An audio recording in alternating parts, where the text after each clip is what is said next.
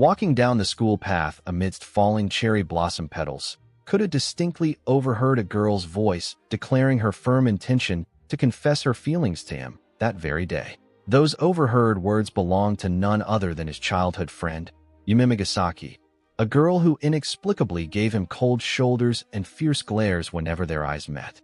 Though her heart fluttered with secret excitement at seeing him in the morning, her outer demeanor remained cold as she barked at him to get out of her way. Rewinding back a few days prior, a commuter train rattled steadily along the tracks as it carried passengers across the city. Jerking awake in his seat, he realized he had momentarily drifted off, though the familiar passing scenery assured him he had only slept for a few minutes. As he rubbed the sleep from his eyes, his gaze wandered across the train carriage toward the figure standing nearby. His eyes settled on a familiar companion offering a bright morning greeting, though the sight instantly brought him a sudden sense of foreboding. The speaker was Mizuki, one of his few close friends, who playfully teased him about his usual pale face as Kuda offered a tired reply in return. Despite having an exceptionally delicate appearance that easily led people to mistake him for a female student, Mizuki was indisputably male. His feminine figure and the delicate way he tilted his head only added to the confusion, possessing curves that hardly seemed masculine at all. Because of this proximity, Kuda felt his heart racing wildly, even as he secretly felt grateful for their closeness. Stepping even closer, he brightly expressed his joy that they were in the same class again for their second year, while Kuda recoiled, protesting that he was far too near. In response to the complaint, he merely tilted his head in innocent confusion, leaving Kuda silently cursing how irresponsibly cute his friend was. Unable to take the overwhelming charm any longer, Kuda firmly pushed him back, reiterating that he needed some personal space. Just then, an item slipped from his bag onto the train floor. As Kuda offered to retrieve it and bent down, a sudden lurch caused them to crash headfirst into each other. Nursing his forehead in pain, he apologized tearfully while inadvertently leaning directly into Kuda's lap once more. Flustered beyond belief, Kuda covered his burning face, stammering out that he was fine while his friend looked on with genuine concern. After the chaotic commute, they finally arrived at Minabuchi High School station, exchanging light-hearted banter about who had been more startled by the collision. Upon reaching the school gates, they were greeted by a Seijai, who politely welcomed Mizuki as the new school day began. After separating from her at the entrance, Kuda took his assigned seat at the very back of the second row from the window, located directly behind Mizuki. He suddenly remembered the empty space beside him, prompting Mizuki to turn around and wonder if the extra desk should have been cleared away. Mizuki went on to reveal that a transfer student was actually assigned to sit in that vacant spot. Mizuki added that the newcomer was originally meant to join them on the first day, but family issues had delayed their arrival. Mizuki reminded him that Amamiya-sensei had already mentioned this, though Kuda had no memory of it as the classroom door began to slide open. Entering the classroom, Amamiya-sensei offered a gentle morning greeting before instantly singling out Kuda for his dark expression, causing him to shout back in annoyance. She then turned to address the entire class, reminding them to stay focused now that they were adjusted to the new year, and noting a recent rise in misplaced items. She cut her own announcement short, deciding to bypass further talk and invite in the guest who had been waiting patiently outside. Facing the open doorway, she called for the newcomer to step inside as the sliding door opened wide. Responding to her cue, a pair of feet stepped through the threshold, the quiet squeak of indoor shoes breaking the silence of the room. Looking up at the newcomer, Kuda couldn't help but admire her striking appearance, noting her elegant style and long, flowing hair. Suddenly, a wave of recognition hit him like a physical blow, sending his heart racing in total disbelief as he stared. Meanwhile, at the front of the classroom, the teacher began scratching characters onto the blackboard, spelling out the new student's surname. As the name took shape, a distant memory flashed through his mind. A tearful young girl apologizing before turning away, leaving behind a notebook and a lingering echo of his name. With a sharp click, the teacher placed the chalk back onto the ledge, bringing an end to the silence. Standing beside the podium, the transfer student formally introduced herself as Ayano Yumemigasaki, leaving Kuda completely frozen in sheer shock. The teacher nodded approvingly and instructed Ayano to take the empty desk in the far back row by the window, to which she quietly agreed. Unable to contain his agitation, he knocked his chair back with a loud clatter as he stood up, causing Mizuki to glance over in surprise and question his sudden outburst.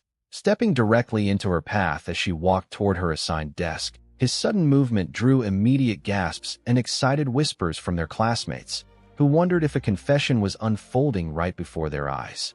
Flustered and trembling under her gaze, he managed to stammer out a greeting, welcoming Ayano back into his life after so many years apart. He had hoped for a warm reunion, but instead met a razor-sharp glare as Ayano curtly demanded that he get out of her way. His mind went completely blank, leaving him standing there in total disbelief. Sweating nervously, he struggled to process her harsh words, stammering out fragments of her name as his brain tried to make sense of what just happened.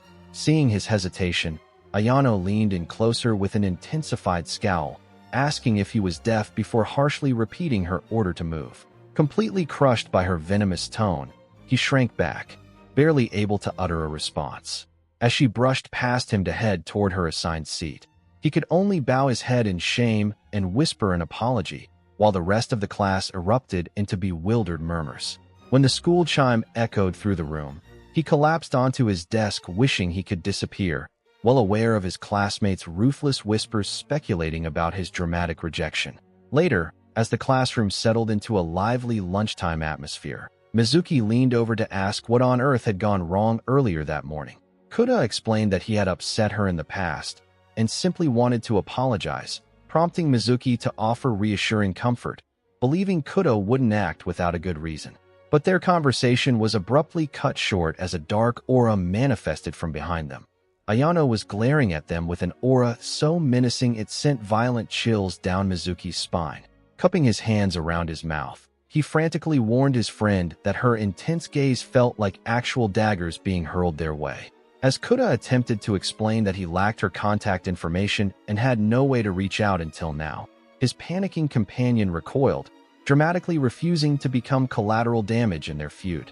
Deep in thought, Kuda reflected on his past mistake, recalling how harsh words spoken during elementary school had deeply wounded her right before his sudden transfer, leaving him burdened with years of unexpressed regret. Observing her lingering hostility, he realized her resentment ran far deeper than he imagined, making him wonder if allowing her to punch him in the face might finally earn her forgiveness. Unable to endure the suffocating pressure any longer, Mizuki suddenly slammed his hands onto the desk and stood up, declaring that he was not ready to perish just yet.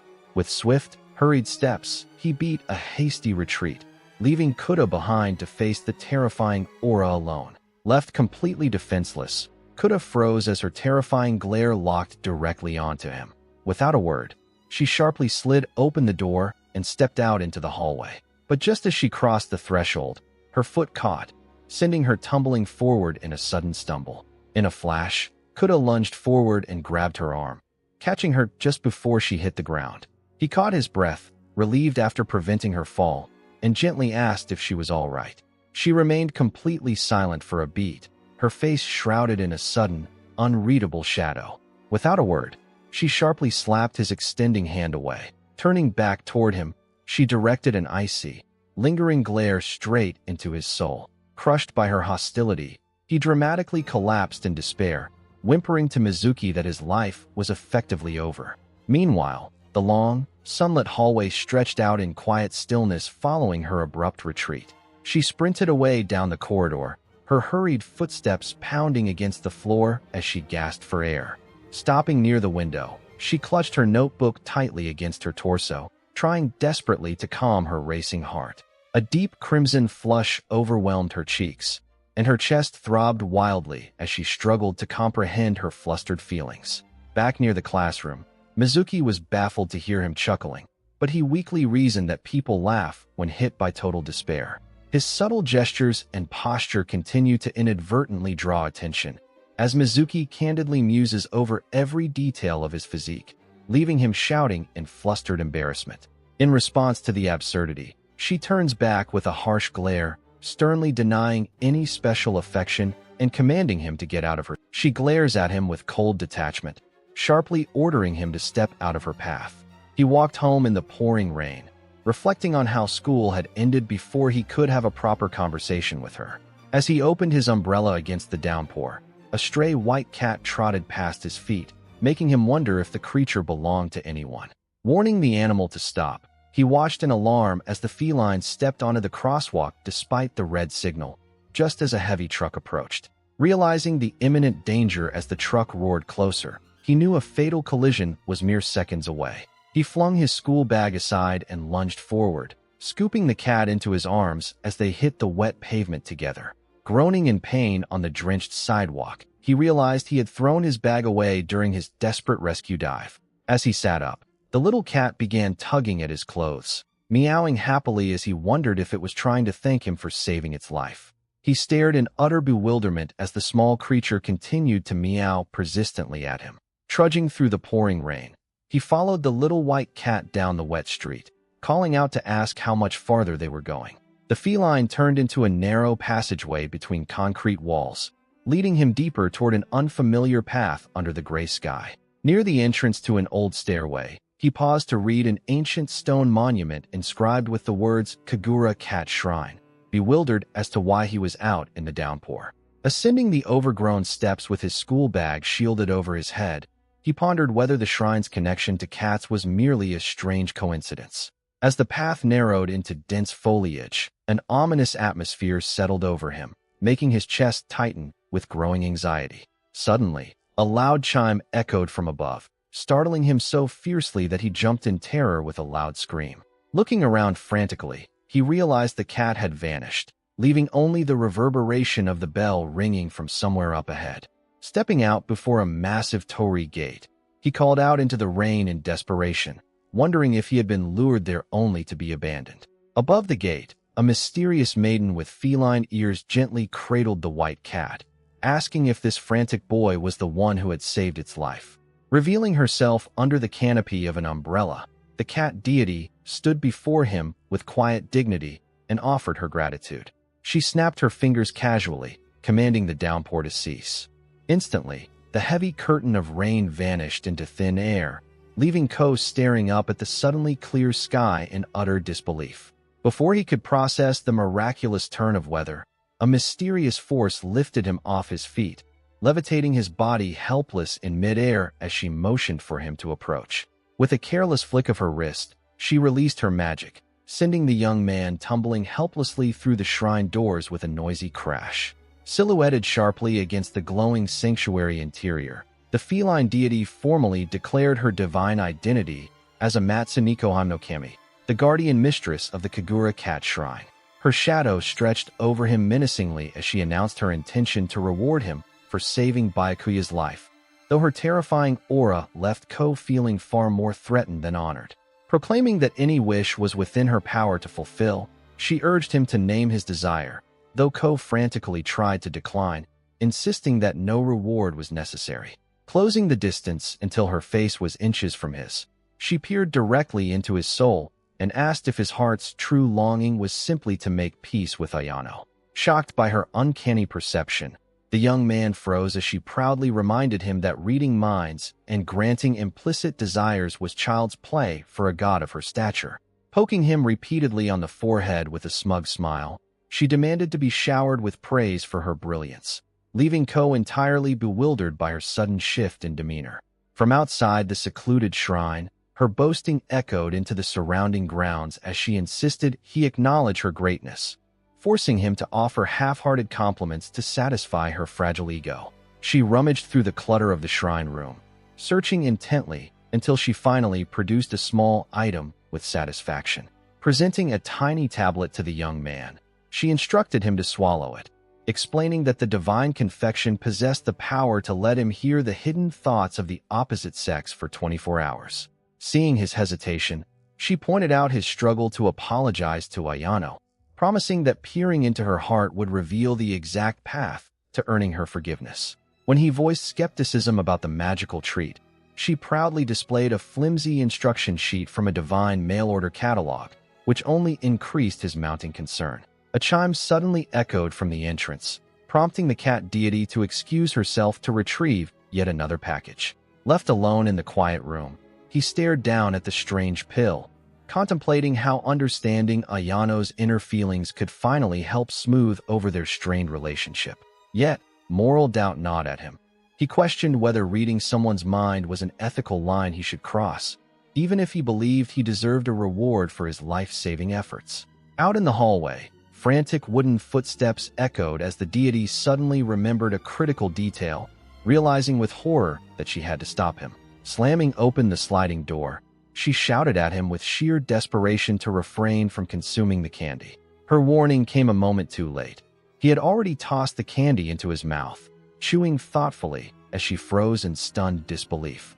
He pointed out that he had already swallowed the candy, asking what was wrong, but the cat deity tried to wave it off with nervous laughter, insisting it was nothing to worry about. Despite her reassuring words, cold sweat beaded on her forehead as a dreadful realization settled in. The situation was far worse than she was letting on. Suspicious of her sudden panic, he pressed her on whether the magical candy had expired, prompting the deity to deny any expiration date and desperately urge him to sit down and listen carefully to what she was about to explain. Suddenly, a massive book slammed down between them. The true user manual for the divine product, so thick it resembled a heavy anthology magazine. Opening the formidable volume, the goddess confirmed that eating the confection indeed granted the consumer telepathy to read the thoughts of the opposite sex, but added that this full edition contained critical supplementary warnings. As she flipped through the endless pages, she admitted that while the precautions were originally supposed to be brief, the manual actually contained a terrifying list of warnings, though she promised to highlight only the most crucial ones. The first condition was dire. Should he receive a genuine confession of love while under the influence of the candy, he would instantly perish. He cried out in protest at the absurdly high stakes, but the deity pressed on relentlessly, reading the second clause before he could even process the first. She demanded his silence as she read the remaining fatal rules, revealing the ability to an outsider meant instant death, and the power would persist until his high school graduation, meaning dropping out or transferring schools would likewise trigger his immediate demise. Closing the massive tome with a heavy thud, the goddess concluded her reading, offhandedly mentioning that the lethal confection had been crafted by the god of jealousy. He questioned her incredulously, unable to comprehend how she could consider lethal consequences to be a minor issue, but she merely sighed in response. Seeking clarification, he demanded to know who this god of jealousy was, only to be met with a ridiculously literal explanation that left him shouting in frustration. She explained that this terrifying deity had flooded the market with incomplete manuals, scheming to systematically destroy one romantic relationship after another using the candy. Fortunately, the god of business had discovered the danger that morning, apprehending the culprit and retrieving the genuine user manual directly from her home.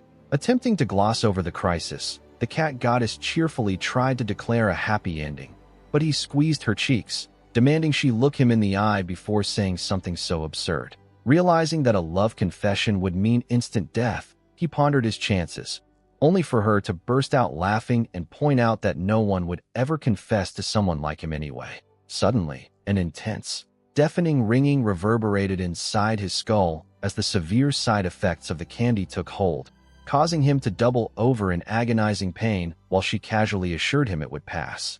When he finally opened his eyes, the bright morning light filled his bedroom, where his younger sister sat beside him to gently wake him up. Sitting up in his bed, he looked around in confusion, asking how he had managed to return home the previous evening, though she admitted she had no idea. She revealed that when she found him collapsed outside their home, his face had been flushed bright red, and his unconscious body was completely buried under a mountain of stray cats, leaving him speechlessly mortified. He insisted on heading off to school despite his sister Yuna's gentle concern, asking her to hold still for a moment so he could test his supposed mind-reading ability. As he stared intensely into her eyes, she merely returned a look of mild disgust, leaving him with nothing but awkward silence. Walking along the street moments later, he pondered why he couldn't hear a single word of her thoughts, wondering if her head was completely empty. Stepping heavily onto the pavement, he began to dismiss the entire encounter with the cat deity as nothing more than a foolish dream. Yet the moment he set foot on school grounds, a sharp ringing vibrated in his ears, carrying with it the passing thought of a female student complaining about boring classes. Stopping in his tracks, he listened in astonishment as the distinct internal monologues of two nearby girls echoed clearly in his mind, one fretting over homework and the other planning a trip to karaoke. Pressing onward through the hallway, he was overwhelmed by a tidal wave of overlapping thoughts from the surrounding students, suddenly realizing that his power was genuine, but exclusively tuned to girls. Suddenly, his heart leapt into his throat as a familiar voice resonated directly inside his mind, cheerful and distinct. He froze in place when Ayano walked past and harshly told him he was in the way, even as her hidden thoughts betrayed her, loudly resolving to confess her love to him that very day. Overcome with shock, his face flushed bright red as he grasped the staggering truth that the girl standing right beside him was hopelessly in love with him. He listened in shock as her inner voice spilled out, relieved to realize he did not hate her, only for her thoughts to abruptly take a more serious turn. Moments later, the ominous warning from the feline deity resonated in his memory like a blunt strike to the head. Sweat dripped down his tense face as her final, resolute intention echoed clearly within his mind. Today was the day. Standing paralyzed in the background, he watched her cheerful demeanor as her internal monologue proclaimed her plan to confess her feelings to him. The devastating truth of his situation hit him full force.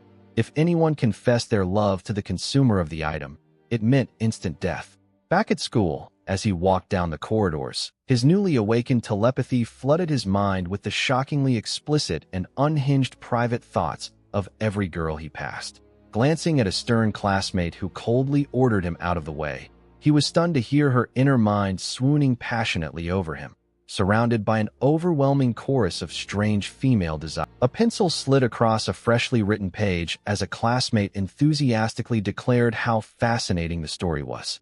Around Ayano's desk, a group of girls gathered eagerly, begging to read the next section of her manuscript, while nearby, he watched silently from his seat. They showered her with compliments, gushing over her natural talent as the daughter of the famous author Keidu Ichika, though she seemed startled by the sudden praise. An awkward tension immediately settled over the group when one classmate blurted out a careless remark about her mother, forcing another to whisper that her parents were divorced. Resting his chin in his hand, he quietly stared down at his desk, reassuring himself that the painful subject of divorce didn't bother him anymore. Turning away from her flustered friends, she quietly glanced across the room toward his silent figure. After declining an offer to walk home with her friends, she lingered behind in the emptying classroom. Approaching his desk, she asked in a soft voice if he had finished reading the manuscript, causing his heart to skip a sudden beat. He straightened up in surprise, turning to find her standing right beside his desk waiting for his thoughts. Resting between them on the wooden desk was the neatly written notebook containing the manuscript. He tried to deflect, asking if the praise from her classmates wasn't sufficient, but she remained persistent, pressing him to share his personal opinion on her writing. Squeezing his wrist tightly, she emphasized that it was his voice alone she wished to hear. She leaned in closer, pleading earnestly for his honest thoughts on her manuscript. Facing her intense gaze in the quiet classroom, he finally broke his silence and blurted out that he found her story boring. Stammering in a sudden panic, he begged her not to be angry, explaining that he was merely being honest, while she offered only a subdued response. Realizing the potential impact of his harsh critique, his eyes widened with anxiety as he struggled to find the right words to soften the blow. Between them lay the notebook containing her hard work, now heavy with the weight of his blunt judgment. Looking up at her standing motionless beside his desk, he hesitantly called out her name in concern. Tears began streaming down her face as she quietly realized that he was the only person who had actually given her an honest evaluation. Seeing her burst into tears, he instantly panicked and stammered an apology, desperately wishing he could take back his harsh words. He watched helplessly as she turned on her heel, quietly announcing her departure before walking away. Left alone in the quiet room, he stood frozen, unable to process the lingering sting of his blunt words that had driven her away. The very next day brought an unexpected finality, as she transferred to another school, leaving him to believe for years that she harbored a deep resentment toward him. Yet now, standing right before him with a soft blush and affectionate gaze, She seemed ready to declare her feelings, a complete contradiction that left his mind reeling in utter confusion. Amidst the rising chaos of his thoughts, a sudden memory sparked. A vital caution shared earlier by the divine feline deity regarding the terms of his predicament. Recalling her solemn warning, he remembered the grim rule. If the recipient of the potion's effect were to receive a genuine confession of love, death would immediately claim them. The terrifying sequence played out in his imagination. The moment her lips parted to speak those fateful words of affection, his life would instantly reach its tragic end, his heart giving out under the weight of the divine curse. Gripped by cold panic, his hands trembled uncontrollably as he realized this was no laughing matter. He was in genuine, imminent danger. He knew that his only choice was to seek out the cat goddess immediately, desperate for her to undo the strange curse before a fatal confession could occur. Arriving back at the site, he was met with a baffling sight that left him completely disbelieving his eyes. Inspecting the grounds, he noticed the stone pillar crumbling into decay. Deeply confused by how dilapidated everything had become after just 24 hours. Standing before the weathered torii gate, he wondered what had happened to the grand stone staircase that had previously led up to the sacred shrine. Suddenly, a familiar white cat emerged from the thick brush with a soft meow, prompting him to recognize the feline messenger at once. Overjoyed by the encounter, he knelt down to greet the animal, recalling how it had guided his steps to this very location yesterday. As the cat continued to meow loudly, he humorously reprimanded the creature for offering noisy cries instead of helpful answers. Interrupting their exchange, the deity materialized groggily with a pillow in hand, complaining that his loud voice had ruined her afternoon nap before cheekily asking if he had longed for her presence that much. Directing his attention to the dilapidated building, she casually revealed that this broken structure was the shrine's true form and that she had merely tidied it up the day before. She explained that she had only summoned the grand staircase and gate to show off for a visitor, prompting an exasperated reaction from him over her completely unnecessary displays. He mentioned that Ayano might be confessing her feelings to him soon. She giggled, teasing him about being self-conscious, but he quickly insisted he had literally heard her inner thoughts. Taken aback, the cat deity asked for confirmation, astonished that such a confession was truly imminent. Desperate for a solution, he bowed his head to the floor, begging her to find a way to rid him of the mind-reading curse. She nonchalantly claimed there was nothing to be done, reminding him it would naturally fade after his graduation. Unsatisfied, he held her accountable, pointing out that he had only consumed the magic candy because she offered it. Flustered, she retorted that he had still chosen to eat it himself, calling his accusations utterly unfair. As he pressed her to act like a true goddess, she slouched in defeat, apologizing for her helplessness. Overwhelmed, she snapped back in distress, causing him to realize his harsh words had genuinely hurt her feelings. She vented that she never intended to fail, accusing him of nagging, which forced him to hurriedly backtrack and apologize. She listened in silence as Ko gripped his trousers tightly, accepting the reality of his situation while asking for one final confirmation. He stared at the cat goddess, demanding to know straight out whether he would die the moment Ayano confessed to him. As the deity offered abstract philosophical explanations about life and death being mere concepts, he quickly grasped the stark takeaway. He was doomed. Resolving to avoid Ayano at all costs, he returned to his apartment building and unlocked the front door, seeking refuge in his own home. Stepping into the entryway, a delicious cooking aroma greeted him, leading him to wonder if his younger sister had brought friends over. However, as he neared the hallway, his telepathic ability picked up faint thoughts of someone preparing to gossip about his private habits. Convinced that his sister was spreading embarrassing rumors behind his back, he dashed toward the door to immediately put a stop to it. Throwing the door open, he called out sharply to Yuna, only to be caught off guard by a calm greeting from the kitchen. A girl wearing an apron over her school uniform turned to welcome him back with a familiar, intimate phrase. To his complete shock, it was not his sister at all, but Ayano standing at his stove, greeting him warmly in his own home. Returning home, Ko stood paralyzed in his entryway as the rich aroma of cooking sizzled in the kitchen. To his absolute astonishment, Ayano was standing right there wearing an apron, calmly preparing steak paprika, as if she owned the place. Clarifying the sudden situation, Yuna playfully winked, revealing that she was the one who had invited Ayano over, having wanted to catch up with her for a very long time. She went on to explain her craving for Ayano's home cooking, though secretly planning to step back and give them privacy. Sensing danger, Ko spun around to flee to his room, but she instantly grabbed his sleeve to hold him in place. Smirking at her brother's visible distress, she teased whether he was feeling nervous, while internally celebrating the prospect of Ayano making a confession. Before he could counter her teasing, Ayano's soft voice called out to him, catching him entirely off guard. Looking back from the kitchen counter, the young woman pondered whether her sudden visit had shocked him, secretly marveling at how much more mature he was looking lately. Overwhelmed by his presence, her heart fluttered wildly as she silently swooned over how cool and handsome he had become, while he nervously stammered out a greeting.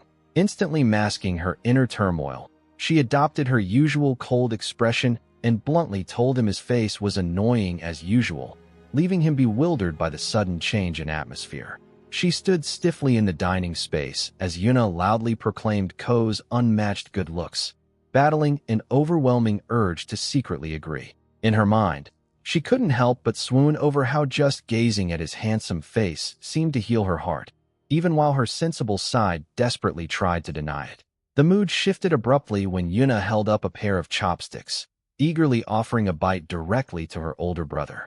Caught off guard, he hastily swallowed the offered food under his sister's persistent encouragement. Turning away to conceal her flustered expression, she feigned composure right as he softly admitted that the food was truly delicious. Hearing his genuine compliment sent a sudden jolt of pure joy straight to her heart. A triumphant, silly smirk spread across her face, completely unobserved by the young man, though the divine cat spirit took immediate notice.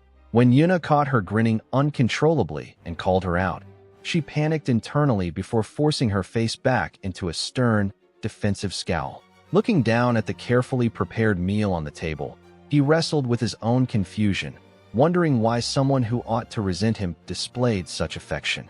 As they settled into the quiet routine of eating together, a deeper doubt crossed his mind. Had she forgotten what took place on that crucial day? As he sat eating his meal, his attention was abruptly captured when Yuna brought up that Ayano used to write novels. A vivid memory flashed in his mind, the sight of Ayano clutching her papers as she took her leave with a soft apology.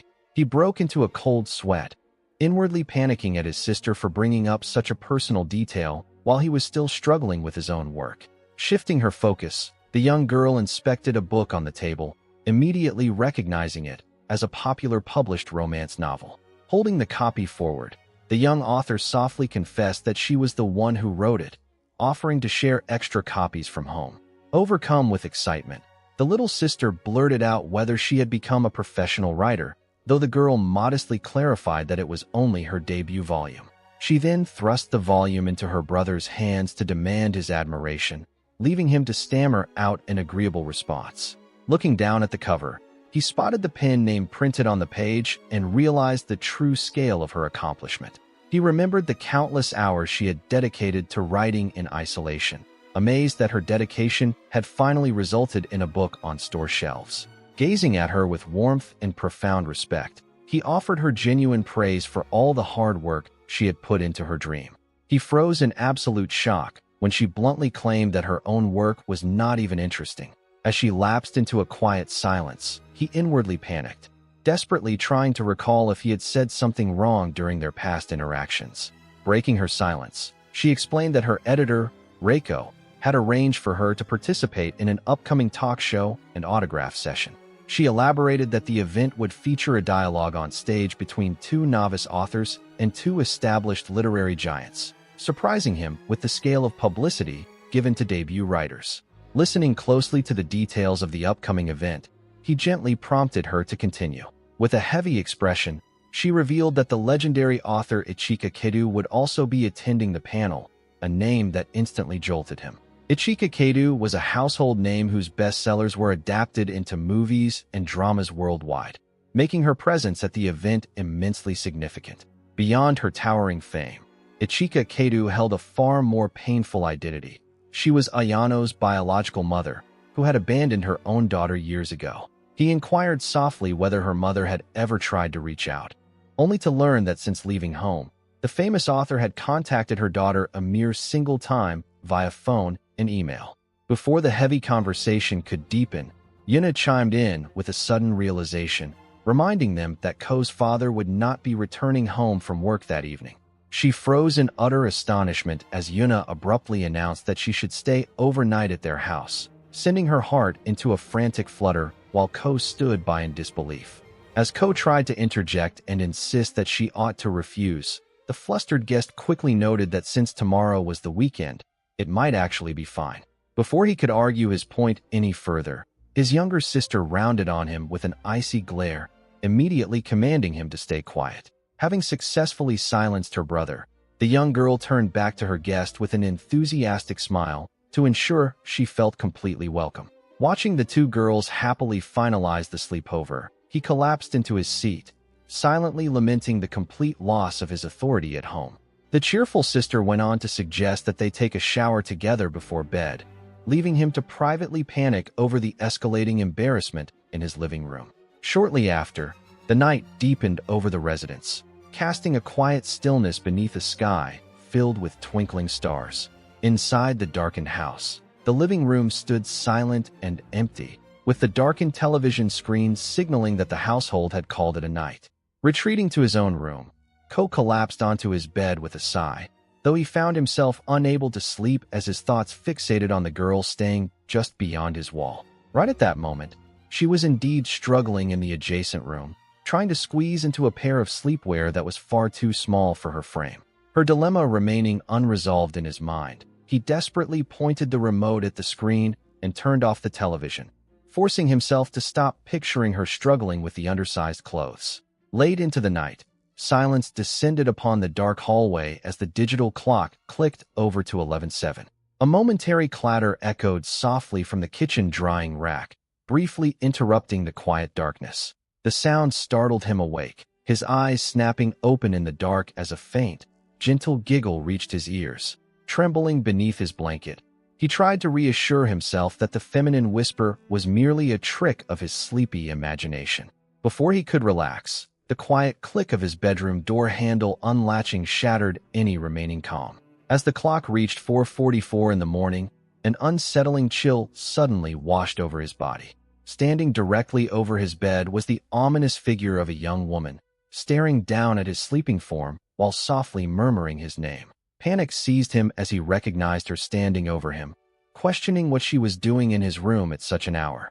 Unaware that he was conscious, she admired his cute sleeping expression, secretly thrilled that he couldn't see her, yet simultaneously wrestling with the embarrassment and the fear that Yuna might catch her out of bed. His mind screamed in response, acutely aware of every word she uttered. Peeking from beneath his covers with a flushed face, he wondered nervously what skimpy outfit she had ended up wearing, mentally pleading for her to return to her room while she lingered for just one more minute. He lay motionless beneath his covers, watching her carefully as she stood over him. Expecting something far more revealing, he was caught off guard to see her simply dressed in modest, casual pajamas, yet his heart pounded furiously all the same. Before he could process his relief, she leaned down directly over his bed, bringing her face close to his while gently holding back a strand of her long hair. A deep blush spread across her cheeks as she mused to herself whether he would even notice if she kissed him right then. Below her, his mind raced in a desperate frenzy, silently shouting that he was wide awake and begging her to refrain. As her lips drew even nearer, his internal panic reached a fever pitch, pleading silently for the unbearable moment to end. Sweating profusely under the duvet, he squeezed his eyes shut and frantically tried to mentally stem the tide of events unfolding above him. Looking up into her soft, hesitant gaze hovering just inches away, a terrifying realization struck him. She was about to claim his very first kiss. Ayano stands quietly as she brings up a painful memory, explaining how sudden it felt when her mother announced her departure. As the recollection deepens, a younger Ayano stands frozen in disbelief while her mother prepares to leave the house with her bags packed, ignoring her desperate calls. She had pleaded with her mother in that moment, demanding to know why she was walking away from their home and family. The answer she received had chilled her to the core, Her mother had simply stated that she was doing it because she was a novelist. Returning to the present, she lowers her gaze toward her desk, gripping her pen tightly as the weight of that memory settles over her. Turning to Ko in the quiet school corridor, she asks him whether being a novelist was truly something her mother could never bring herself to abandon.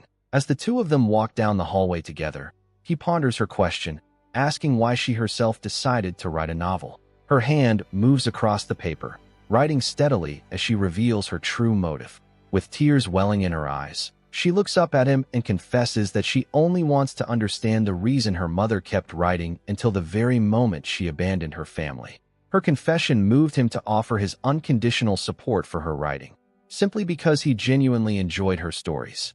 He watched as she reacted with a quiet, flustered murmur, visibly touched by his encouragement. She promised to let him read her latest manuscript once finished, hinting that this draft held a deeper significance. Her cryptic statement caught him off guard, prompting him to ask what she meant.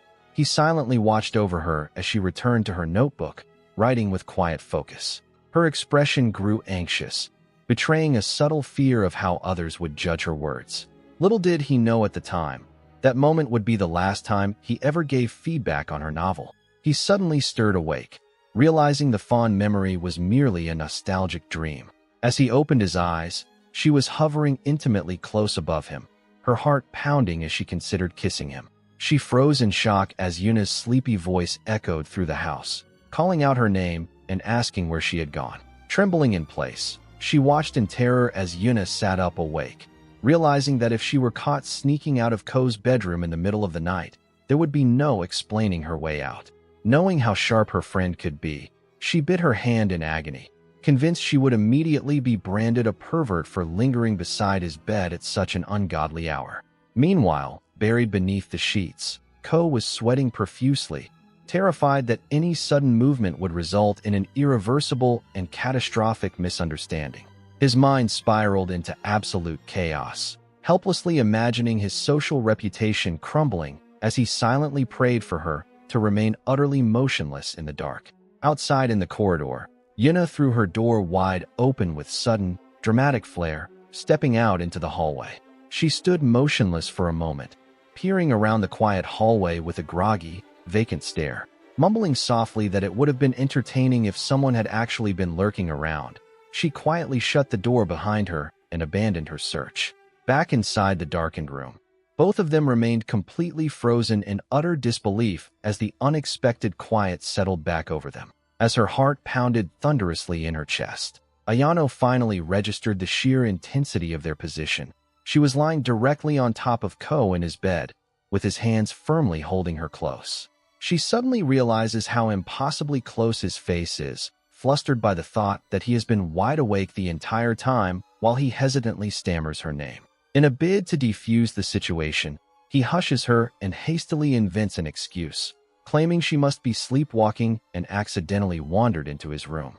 He rapidly explains that he hid her under the covers solely to prevent Yuna from misunderstanding, leaving her utterly bewildered and blushing profusely. Realizing with a shock that this is indeed his bedroom rather than Yuna's, her eyes swirl with utter confusion while he struggles to stay composed. Noticing Yuna heading downstairs, he quietly informs her that this is her best chance to make a swift exit unnoticed. Instead of fleeing, she leans in dangerously close with flushed cheeks, whispering that she has something important she has always wanted to confess to him. Memories of the divine cat deity's stern warning instantly flash through his mind, reminding him that receiving a confession right now will result in his immediate death.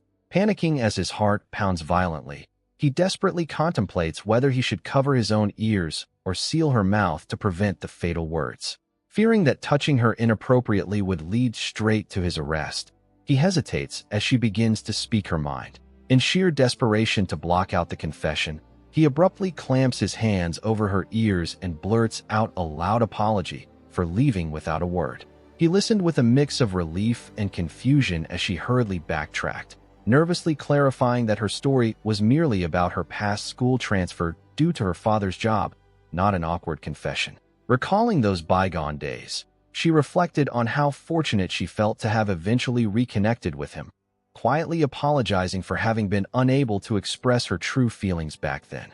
Sitting together under the covers, he absorbed her words with a soft, quiet acknowledgement, the intimate closeness of the bed heightening the gentle tension between them. She continued to fret softly, apologizing for bringing up old memories and troubling him, secretly worrying whether he still cared for her as he used to. Without warning, an excruciating surge of pain pierced through his head, causing him to wince and clutch his temple in agony. As her worried calls echoed around him, a sudden realization struck through the agony. This unbearable headache was identical to the mystery pain he suffered at the shrine. Panicked by his sudden distress, she cupped his cheeks with both hands, frantically asking what was wrong. Desperate to hide his condition, he abruptly yanked the blanket over his face, insisting through strained breath that everything was fine. At that moment, his younger sister stood frozen at the doorway, wide-eyed in utter shock alongside the silent silhouette of the cat deity. Observing them snuggled under the bedsheets, she quietly evaluated the awkward situation, relieved to see no indecent behavior taking place despite the compromising position. She desperately tried to construct a logical explanation for what she was seeing, reasoning that perhaps Ayano had been sleepwalking and wandered into the wrong room, prompting her brother to quickly hide her under the blankets to avoid an awkward scene. Imagining the precise sequence of events required for such an absurd misunderstanding to be true, she came to a quiet and decisive realization. Convinced that no plausible excuse existed, she shot her brother a stern, scolding look and declared him the absolute worst before shutting the door on them. Night settled into morning silence, leaving the lingering, awkwardly undeniable truth floating in the quiet house. The next morning, shoes were slipped on at the entryway as preparations were made to head out. At the front door, Ayano politely apologized for staying through breakfast, but Yuna warmly reassured her that she was welcome back anytime. While Yuna casually plotted to have her brother prepare more homemade broth, Ayano recoiled inwardly at the terrifying thought of having an endless front row seat to Ko's sleeping face every morning. Offering to walk her guest home, Ko caught Ayano off guard, while Yuna held back a chuckle and teased them not to get lost on such a short trip.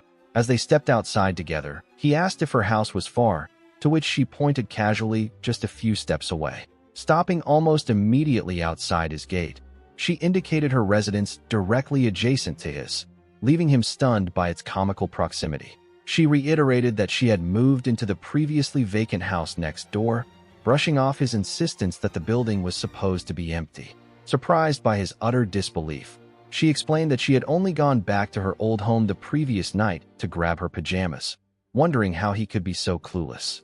He could only stare in shock, protesting that nobody had told him a single word about her moving in. Taking a light step forward, she turned back toward him with a soft, affectionate smile, ready to reset their dynamic. Softly reintroducing herself, she asked her new neighbor to take good care of her from now on. He stammered out a timid agreement, still reeling from the unbelievable reality that his cute childhood friend was now the girl next. With Ayano having moved into the house right next door, the proximity between them had dramatically shifted, adding a whole new layer of tension to their daily lives. Overwhelmed by anxiety, Ko clutched his head in despair, agonizing over the sudden confession and feeling trapped by what felt like an inescapable fate. Determined to find clarity amidst the confusion, he set his sights on the local cat shrine, knowing that answers awaited him beyond its weathered torii gate. The delicate balance between Ayano and Koda remained fraught. A constant tug-of-war played out through everyday encounters and the watchful eyes of those around them. Upon arriving at the shrine, he found Nikoheim-sama sound asleep beneath her covers, snoring peacefully without a single care in the world.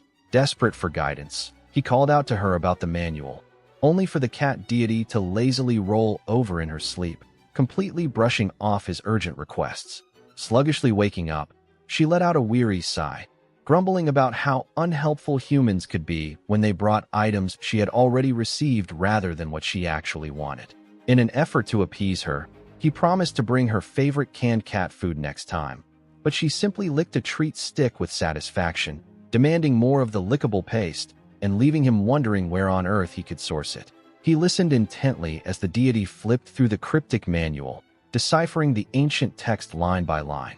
As she took detailed notes, she explained that large portions of the text remained undecipherable and would require considerable time to fully translate. Reading over her shoulder, a sudden realization struck him.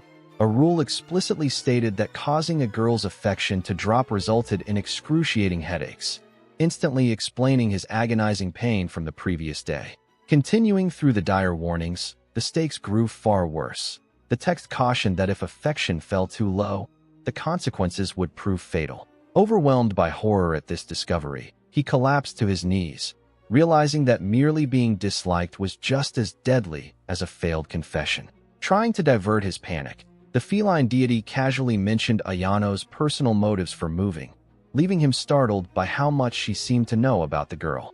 In response to his confusion, she gestured toward a glowing crystal ball, casually revealing that she had been surveilling his daily life and overhearing his every conversation. The revelation sent him into a complete frenzy as he gasped, realizing that her magical surveillance extended to his most private personal moments in his bedroom and bathroom. With a stern flourish, she warned him to refrain from any embarrassing behavior, threatening to broadcast his misdeeds to the world if he stepped out of line. Ultimately, the divinity assured him that as long as he maintained extreme caution around Ayano, he might just survive, a condition that seemed deceptively simple. Though she remained his only female friend, a frustrating truth he couldn't deny. He convinced himself that dealing with just one person made his dangerous situation far more manageable. With his determination fully restored, he let out a confident laugh into the quiet night. The next morning, he cautiously peeked through his front door, checking if the path was clear. Believing he could avoid any perilous encounters by leaving extraordinarily early every day until graduation, he set off with renewed hope. But as he stepped outside, the gate beside him burst open, revealing a figure waiting right around the bend. Startled by his sudden appearance, she lost her footing and stumbled forward awkwardly, flailing her arms to keep from crashing down. She managed to catch herself in an impossibly wide stance, freezing instantly while he watched her in speechless bewilderment. Desperate to save face, she slowly reached up to brush her hair back. Flicking her locks with dramatic elegance, she attempted to transform her clumsy stumble into a radiant, picturesque greeting. She offered a polite morning wish as though their encounter was purely coincidental, but he immediately shouted back, calling out her obvious lie. As he stood inside the swaying train carriage, the rhythmic clatter of the tracks filled the air alongside quiet, amused giggles. Next to him, Ayano beamed with delight, pointing out how nice it was that they were traveling to school together after so long.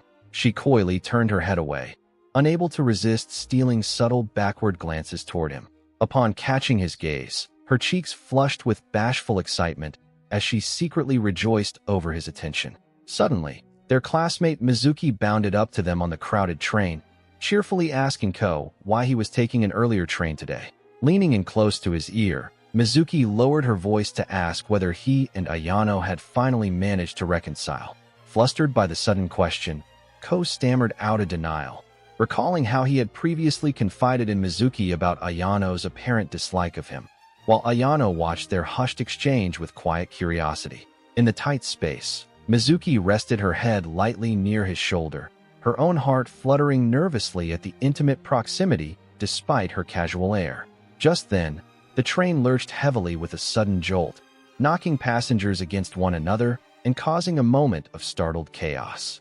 As the train came to a stop at Minafuchi High School station, Ko breathed a quiet sigh, realizing how crowded his morning commute was turning out to be. He flinched, blushing profusely as he felt something amiss in the crowded train, whispering nervously that her hand seemed to be positioned a bit strangely. As she looked down, her hand accidentally reached out and grabbed onto a very sensitive spot between his legs. A sudden jolt of shock ran through him, forcing out a muffled gasp as his face flushed bright red. Realizing what she was holding, the girl went wide-eyed and began stammering in utter panic and embarrassment. Desperate to resolve the humiliating situation, he urged her in a hushed, panicked whisper to let go, to which she stammered back a frantic apology. She quickly pulled her hand back, leaving both of them in an awkward silence before he quietly begged her not to squeeze like that again. Still overwhelmed by the unexpected touch, her mind raced as she internally marveled at having just touched such an intimate part of his body. He caught her intense stream of consciousness, trying to reason with her thoughts before suddenly realizing the absurd flaw in his own logic. Horrified, she wondered out loud if she had accidentally spoken those embarrassing thoughts, prompting him to apologize as well before something caught his attention. Observing her unmoving lips, a startling realization struck him. He wasn't hearing spoken words at all, but rather her innermost telepathic thoughts. He suddenly recalled the true nature of the mystical candy he had consumed. It granted the ability to hear the unspoken thoughts of the opposite sex. Looking around the crowded train carriage, he realized that the cacophony of female voices flooding his mind belonged to the women around him, each consumed by her own quiet worries and inner wishes. That realization struck him with sudden bewilderment, forcing him to question why he had been able to hear Mizuki's inner thoughts if the power only applied to women. At that exact moment, Mizuki's flustered thoughts echoed clearly, exposing her desperate panic that her secret status as a girl might be revealed if she were not extremely careful. Reeling from this shocking disclosure, he barely managed to keep his balance as the train lurched along its journey. As the tight space forced them close together, Mizuki brushed off his uncomfortable protests about proximity, insisting with an airy nonchalance that everything was perfectly fine. Beneath her calm exterior, however, her heart raced violently while she tried to convince herself that they were merely two male classmates, offering a silent prayer to the cat deity for protection. Cold sweat poured down his face as he swallowed hard, a dreadful realization beginning to form about the secret identities of those around him. Glancing between his companions in sheer terror, he felt an overwhelming wave of dread as he pondered if Mizuki was truly the only girl posing as a boy in his social circle. Meanwhile, far removed from the panic on the train, the feline goddess slept peacefully beneath a warm comforter, completely oblivious to the chaos her magical candy had spread. Softly leaning close with a playful blush, Mizuki remarked on how stiff Kodo was, pushing him right to his physical limit as he protested in strain. He cried out in agony, unable to bear the intense pressure any longer, yet his companion only asked if he could keep going. Positioned right on top of his back, the intense stretching routine left him sprawled face down on the floor, groaning in sheer agony. As he endured the ordeal, a stern warning from before echoed in his mind, reminding him to tread carefully around Ayano if he wished to survive. He remembered how the cat deity had mocked him just the previous morning, teasing that having only one female friend effectively made him a loner. Meanwhile, flushed with embarrassment, Mizuki silently worried that maintaining such close contact might accidentally slip out the secret of being a girl.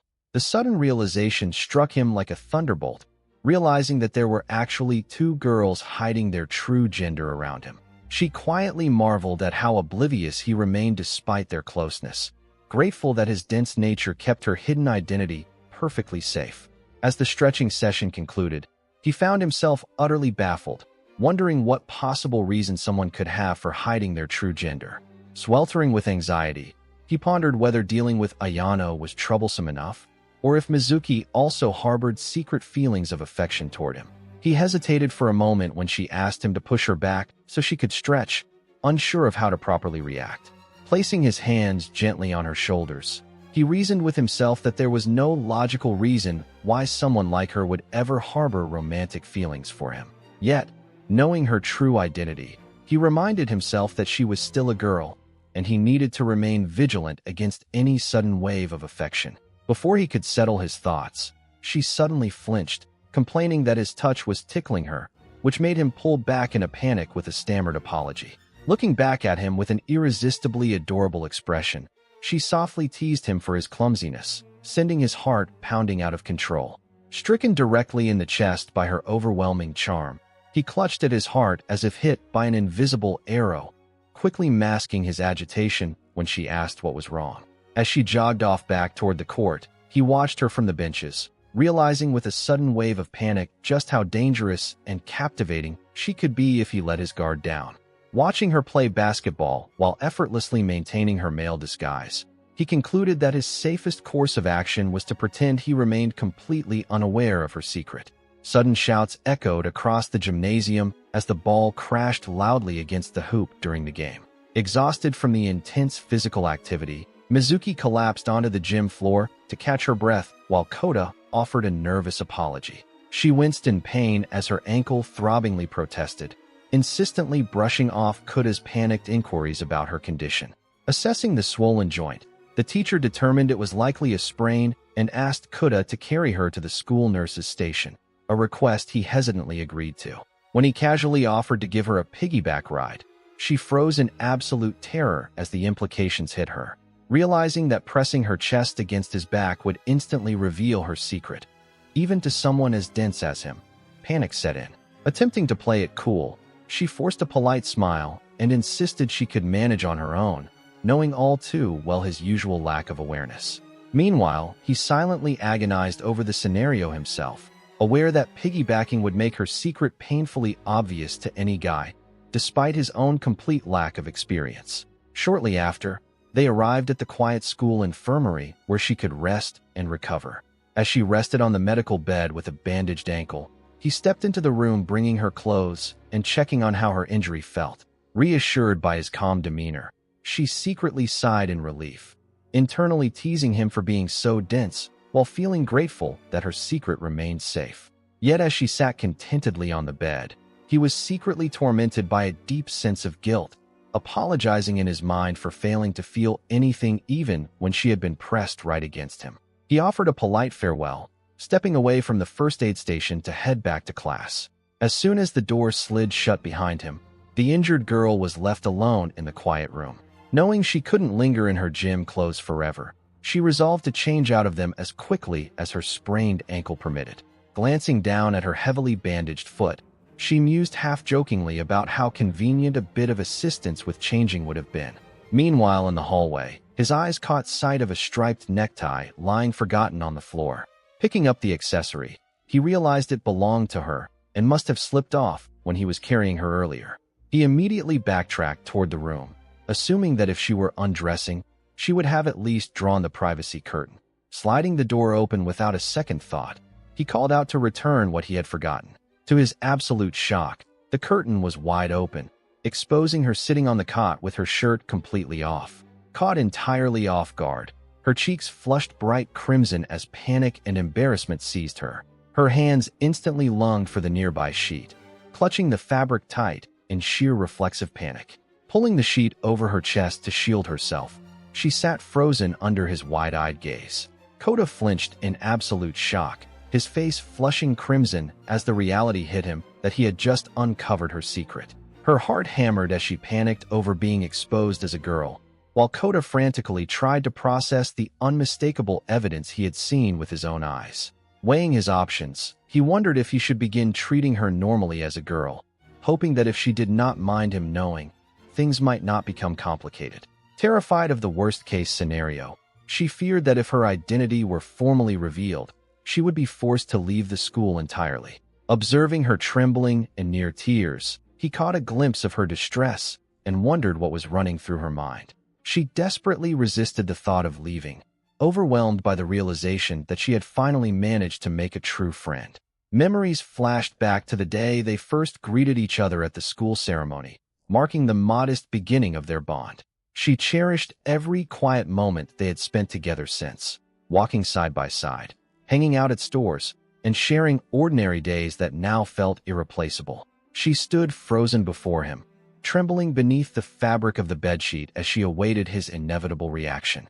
Seeing her terrified expression, Koda began to panic internally, frantically searching his mind for any far-fetched excuse to gloss over what he had just seen. In a sudden outburst of desperation, he shouted out a ridiculous compliment about her supposedly massive chest muscles, causing her to recoil in sheer astonishment. High above the school building, his absurd declaration echoed into the open air, leaving him immediately questioning his own clumsy cover-up. Meanwhile, her heart throbbed wildly beneath the sheet as she realized with utter disbelief that his gullible reasoning might actually work. Relief flooded her mind as she wondered if she was truly saved, stunned that he had genuinely mistaken her female bust for workout progress. Empowered by this unbelievable stroke of luck, a sly smirk formed on her face as she resolved to play along fully and act like an unbothered guy. Trying to keep the illusion alive, Koda rambled nervously about her slender frame, claiming he was just glad her recent strength training was showing visible results. Determined to lean into her boyish role, she flushed deeply and boldly leaned in, offering to let him take a closer look at her muscles. As Kota gasped in overwhelming panic, she passionately argued that physical contact was totally normal male bonding, completely unaware of how actual guys behave. She began to loosen her garment, suddenly remembering to show off her supposed pectoral strength. Terrified by the sudden escalation, he hastily blurted out an excuse about avoiding their teacher's wrath before bolting out of the room. With the door slamming shut behind him, she was left sitting in complete silence, slowly pulling her shirt back together in stunned disbelief. A crimson flush flooded her face as the absurdity of her actions hit her, leaving her trembling with overwhelming embarrassment. Beside his forgotten necktie, a painful realization settled in. In her desperate bid to act like one of the guys, she had lost something vital to her identity as a girl. Later on, while she fondly contemplated planning another sleepover to measure his growth, he quietly put two and two together, realizing why his ruler inexplicably vanished every time she came. With her heart beating rapidly, Mizuki flushed deeply and urged Kota to come closer, reassuring him that it was perfectly fine to touch her chest. Grabbing his wrist before he could pull back, she asked why he was looking away, forcing him to fluster and stammer that he wasn't trying to avoid her gaze. He panicked in sheer disbelief as she pulled his trembling hand straight onto her chest, unable to comprehend what was happening.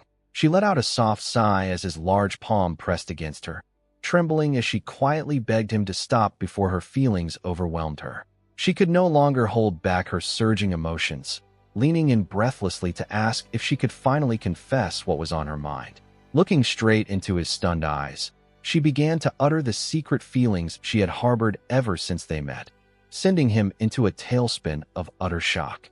He suddenly bolted upright in bed with a violent start, his terrified scream echoing out as the intense dream came to a screeching halt. Shaken to his core by the nightmare, he was abruptly interrupted as she burst through the bedroom door armed with a bat and spray cans to protect him from threats, forcing him to sheepishly admit it was just a bad dream. Relieved that he was perfectly safe, she sat down on the bed beside him and gently patted his head, reassuring him with a warm smile that there was nothing left to be afraid of. She gently patted his head, insisting she was merely offering comfort with no hidden meaning behind her actions. In truth, her playful kindness was a calculated tactic, knowing that acting sweet would easily manipulate him into helping her with whatever task she wished to avoid. Back in the present, he splashed cold water onto his face while doing the dishes, trying to clear his head on his day off. As he contemplated spending a lazy day resting at home, his smartphone suddenly buzzed on the table with an incoming call from Mizuki. Hesitantly answering the ring, his voice quavered as she brightly greeted him good morning. She asked if he had any plans for the day, casual as ever, inviting him out to grab burgers together. Baffled that she seemed entirely unaffected by the intense events of the previous day, he stammered out in agreement despite his lingering inner turmoil. After arranging to meet in front of the restaurant, she disconnected, leaving him staring at his dark phone screen in disbelief.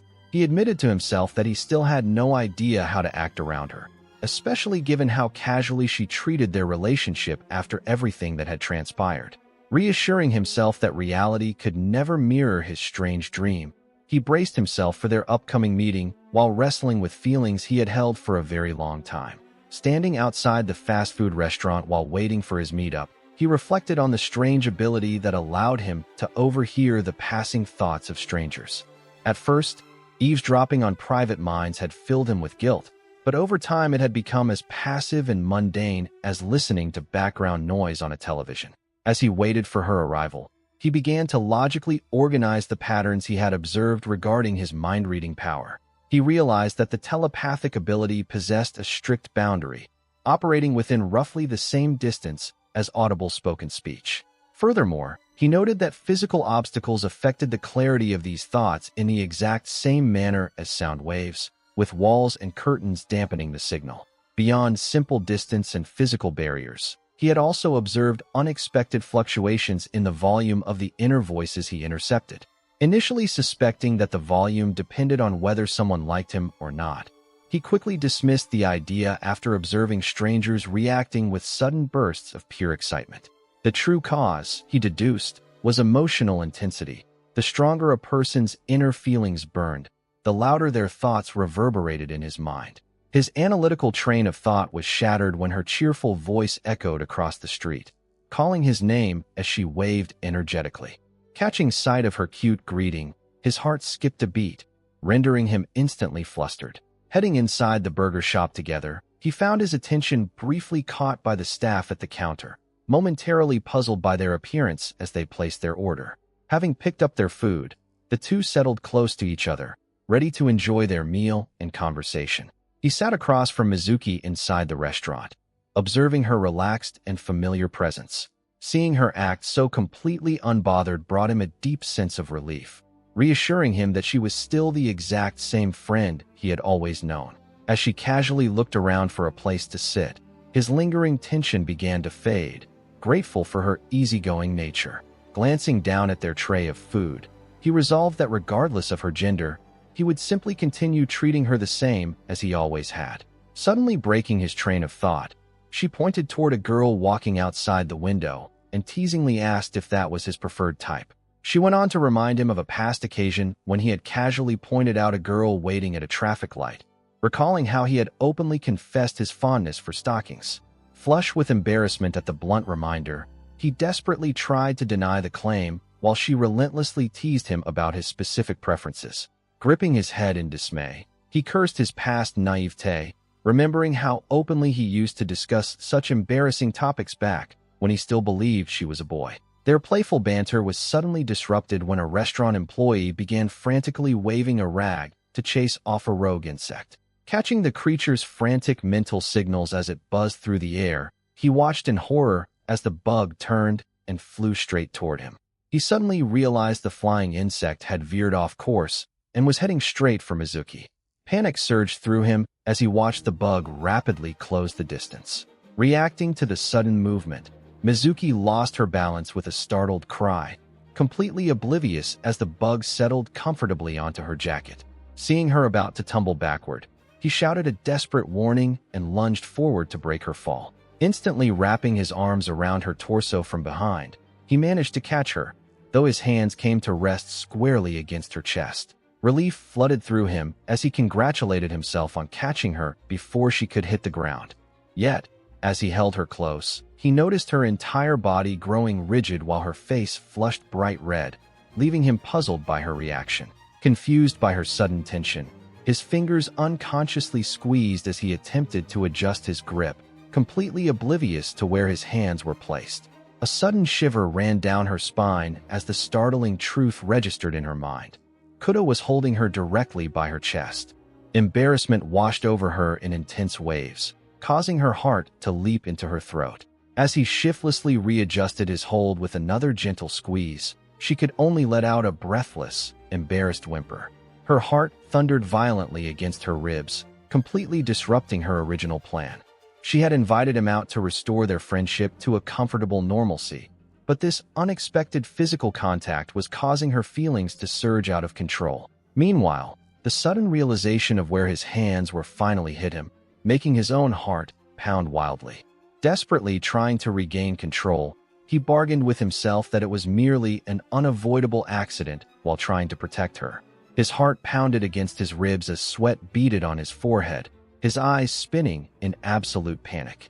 If he kept trembling like this, he was certain she would notice his extreme agitation and realize how deeply shaken he truly was. Across from him, her own thoughts raced just as wildly, misinterpreting his frantic behavior and fearing that he might have uncovered her secret. Desperate to break the unbearable tension, he quickly let go of her, forcing a bright, awkward smile as he picked up his burger and suggested they get back to enjoying their meal.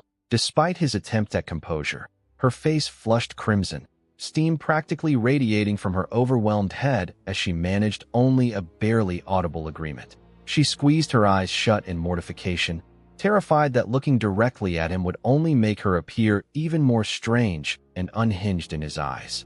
Taking their seats, he launched into a flustered barrage of casual small talk about the burgers, asking how hers tasted, but she remained completely frozen, murmuring flat, mechanical responses into the air. Observing her sudden descent into incoherent mumbling, He realized with a wave of helplessness that any effort to hold a normal conversation was entirely futile. Just as the silence threatened to crush them, raised voices drifted over from nearby, cutting through the awkward atmosphere with sudden friction. A familiar, authoritative woman stepped into view, crossing her arms with an amused smirk as she remarked on how much fun the two of them seemed to be having. Glancing back with a knowing expression, she left him completely stunned, blurting out her name in surprise. Reflecting on recent events, Byakuya had come to check on things, yet Kuda was left with a lingering sense of uneasiness regarding her expression. Outside the house, he noticed a car parked along the street while a woman with glasses urged her companion to stay, asking if she truly didn't want to see Ayano after coming all this way. Standing beside the vehicle, she hesitated, openly expressing her anxiety about facing her daughter while her companion pleaded with her to wait. Catching sight of the familiar woman, the young man spoke up in surprise, wondering aloud if it was really Haney standing before him. At his call, both women turned toward him with curious glances, taken aback by his sudden greeting.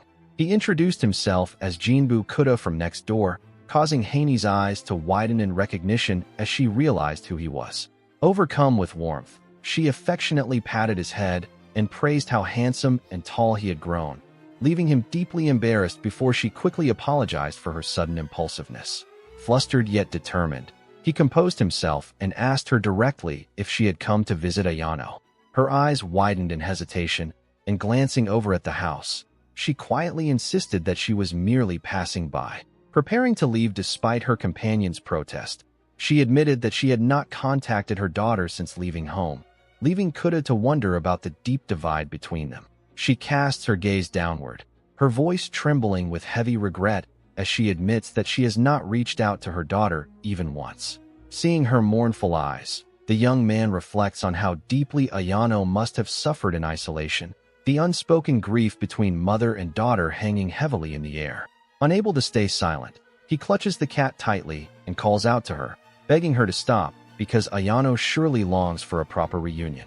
Yet, she simply slides into the driver's seat of her car, remaining cold and silent as he desperately implores her to step inside, even if only for a brief moment. Her harsh words cut through his pleading, freezing him in place as he stares in disbelief. Closing the car door shut, she quietly murmurs that she no longer has any right to face her child. As the vehicle disappears down the road, the boy stands alone in the quiet street, wondering what truly drives her painful decision. Looking down at the restless feline in his arms, he offers a soft laugh, trying to reassure the creature that her mother meant no harm. Still, a nagging feeling of anxiety pushes him to alter his course, choosing to head toward Kagura's cat shrine rather than returning home. He arrived at the shrine only to find the cat deity, Kagura, eagerly counting 53 yen. She enthusiastically instructed her feline assistants to search under vending machines in the neighboring town for more loose change.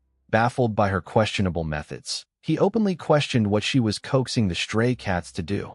Catching the deity's attention, she defended her desperate actions by pointing out that despite making the offering box look welcoming, she only received a mere yen or two each week, leaving her with no other financial choice.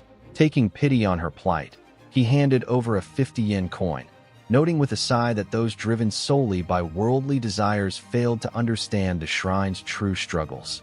While lamenting that the shrine remained on the brink of total collapse, she suddenly recalled a critical entry regarding safety precautions documented in the shrine manual. Surprised by the mention of new guidelines, he asked for clarification after learning that the safety rules had recently been updated. Flipping through the manual, the cat deity prepared to read the vital section aloud, focusing directly on precaution number 5. She revealed that a 10-second numerical countdown would visually manifest in the moments immediately preceding an imminent confession. The manual explained that recognizing this countdown allowed one to intervene and prevent immediate death triggered by the confession, regardless of who saw the numbers.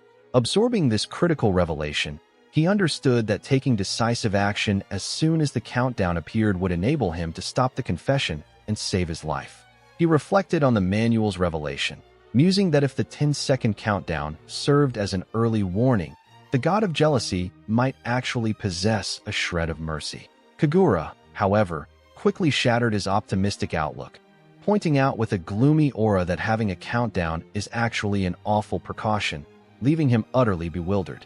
Seeking clarification on her gloomy perspective, he asked what made it so bad, prompting her to walk him through a chilling hypothetical scenario involving an axe-wielding attacker. She illustrated the comparison by describing a situation where a victim is suddenly ambushed from behind, caught entirely off guard without any time to dread the blow. She then contrasted that with a scene where the killer attacks directly from the front, bringing the axe down with full force, and pressed him on, which situation would instill far greater psychological terror.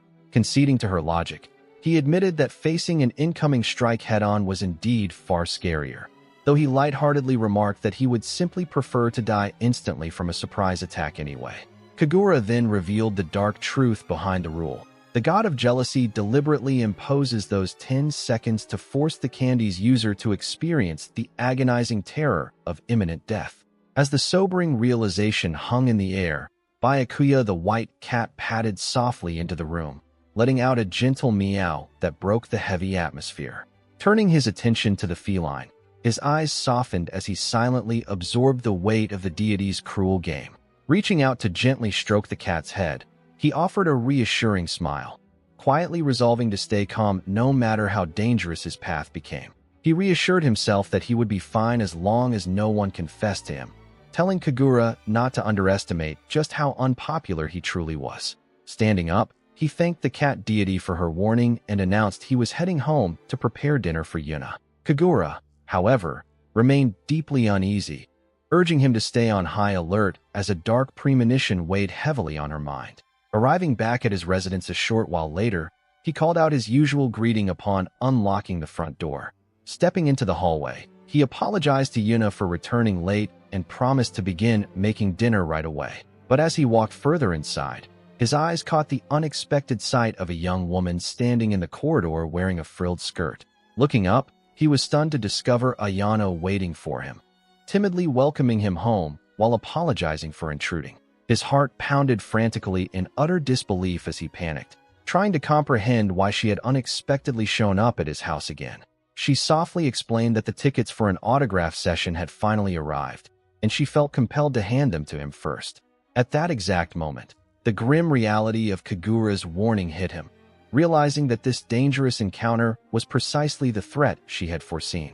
He stared in quiet surprise, realizing this was the very first time he had seen Ayano in casual clothing since they entered high school. Taking in her appearance, he noted how far her outfit was from her usual style, featuring a crisp white blouse paired with a cute, frilled skirt.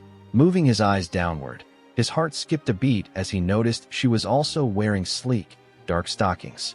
A sudden recollection hit him of Yuna casually mentioning his secret fondness for stockings, leaving him panicking over how Ayano could possibly know his personal taste while secretly thrilled by what he saw. Standing frozen before her as sweat dripped down his brow, a revelation struck him. Kagura's ominous warning wasn't about the autograph session at all, but about the overwhelming danger of black stockings.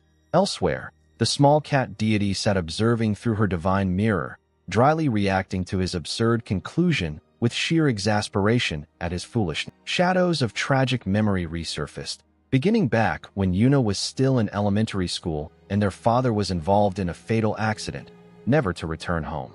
Following their father's passing, their mother's work kept her away far more often, tasking young Kuda with taking care of the house, while she spent long hours away at an important job that saved lives.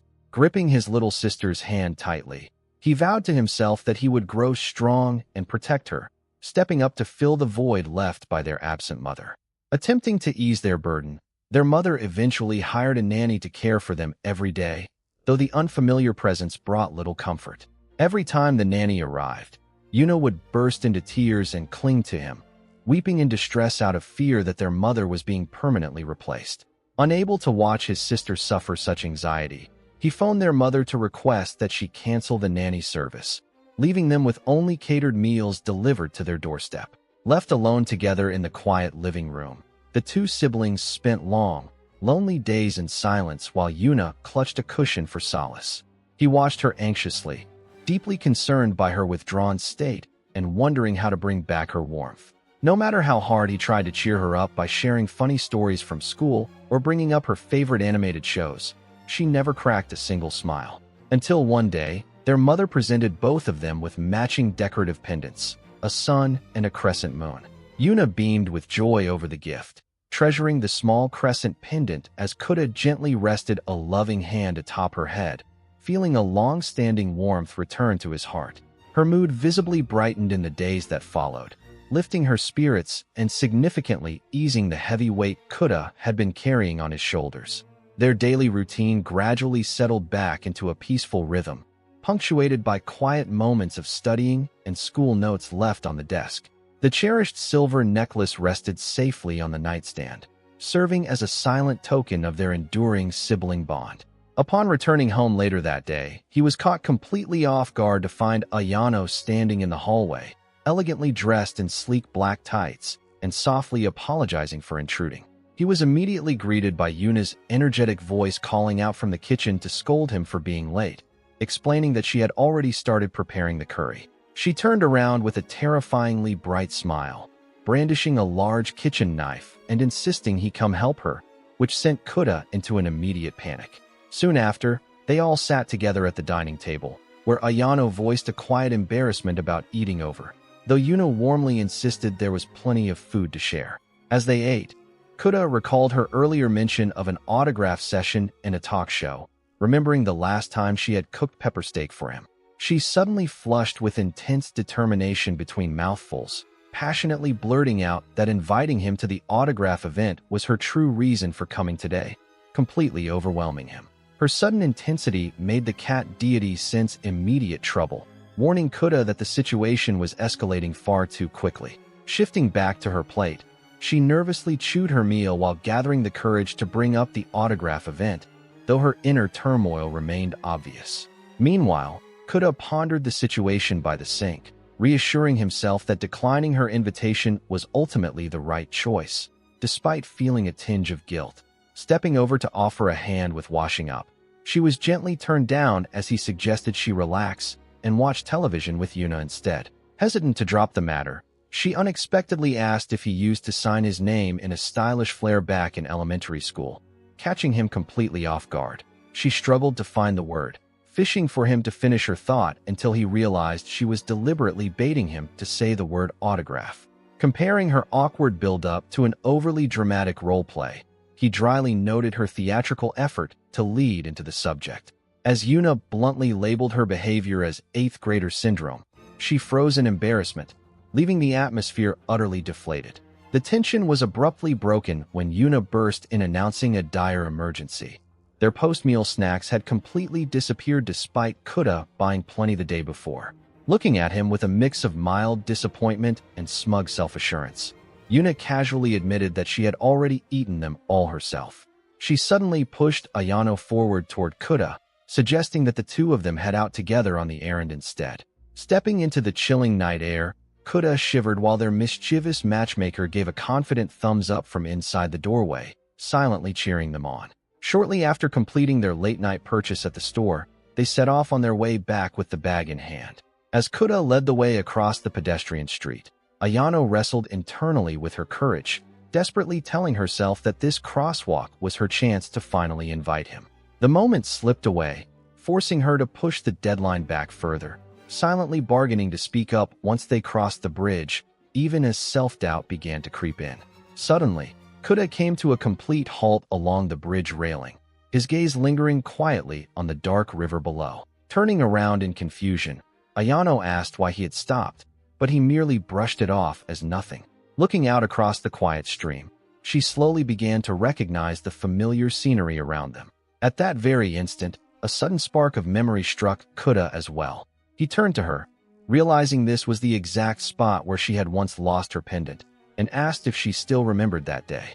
He pressed her for details, recalling how she had once mentioned dropping Yuna's pendant while playing near the water, and wondered aloud how that chaotic day had actually ended. Standing side by side beneath the starry night, his recollection remained hazy as he tried to remember if Yuna had been crying or smiling amidst the confusion.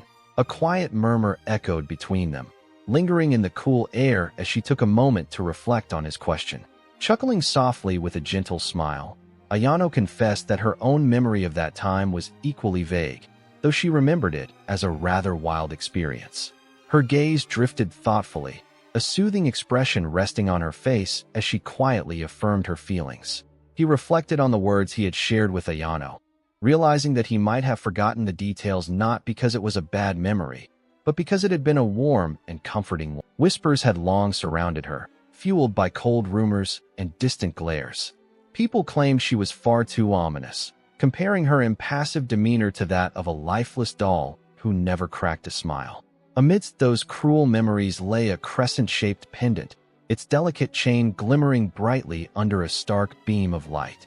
Recalling those distant days, the image of a solitary girl standing alone by the pathway resurfaced, isolated from everyone else. Back in the warmth of the kitchen, he held his drink and listened intently, offering calm reassurance across the table. As a lone glass of water rested silently in the sunlight, she finally gave in to her emotions, covering her tear-streaked face in distress. Far from her present tears, a quiet riverbank stretched out beneath the massive concrete spans of an old bridge. Splashing through the rustling tall reeds at the water's edge, a younger Kuda waded carefully into the murky shallows. High above the rocky riverbed, he stood isolated against the giant concrete pillar, surrounded only by swirling currents and stones. Gasping for breath as cold water splashed around his legs, he cursed softly under his breath in sheer exhaustion. Looking down into the riverbed, he lamented that his search was yielding nothing but sharp, lumpy stones beneath his feet. Plunging his bare hands beneath the dark surface, he searched desperately for a lost pendant, wishing his own matched Yuna's so he could simply have given her his. Suddenly, a sharp edge beneath the water sliced cleanly into his palm, making him cry out in sharp pain. Lifting his trembling hands into the air, he stared at his bleeding palms, the physical sting mirroring the weight of his helplessness. Still standing knee-deep in the cold stream, he froze as a familiar, cheerful voice suddenly called out to ask what he was looking for. Looking up toward the grassy bank, he saw young Ayano standing in a white dress, smiling down at him brightly.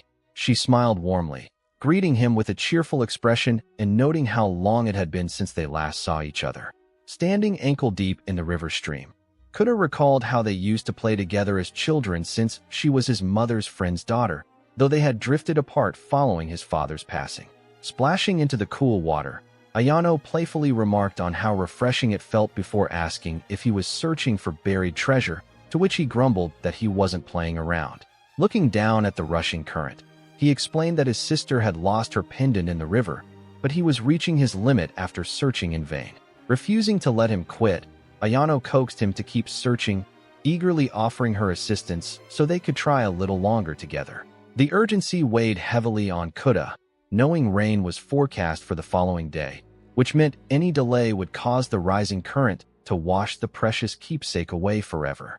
Overwhelmed by frustration and shame, he snapped at her to leave him alone, cutting her short as she called out his name in concern.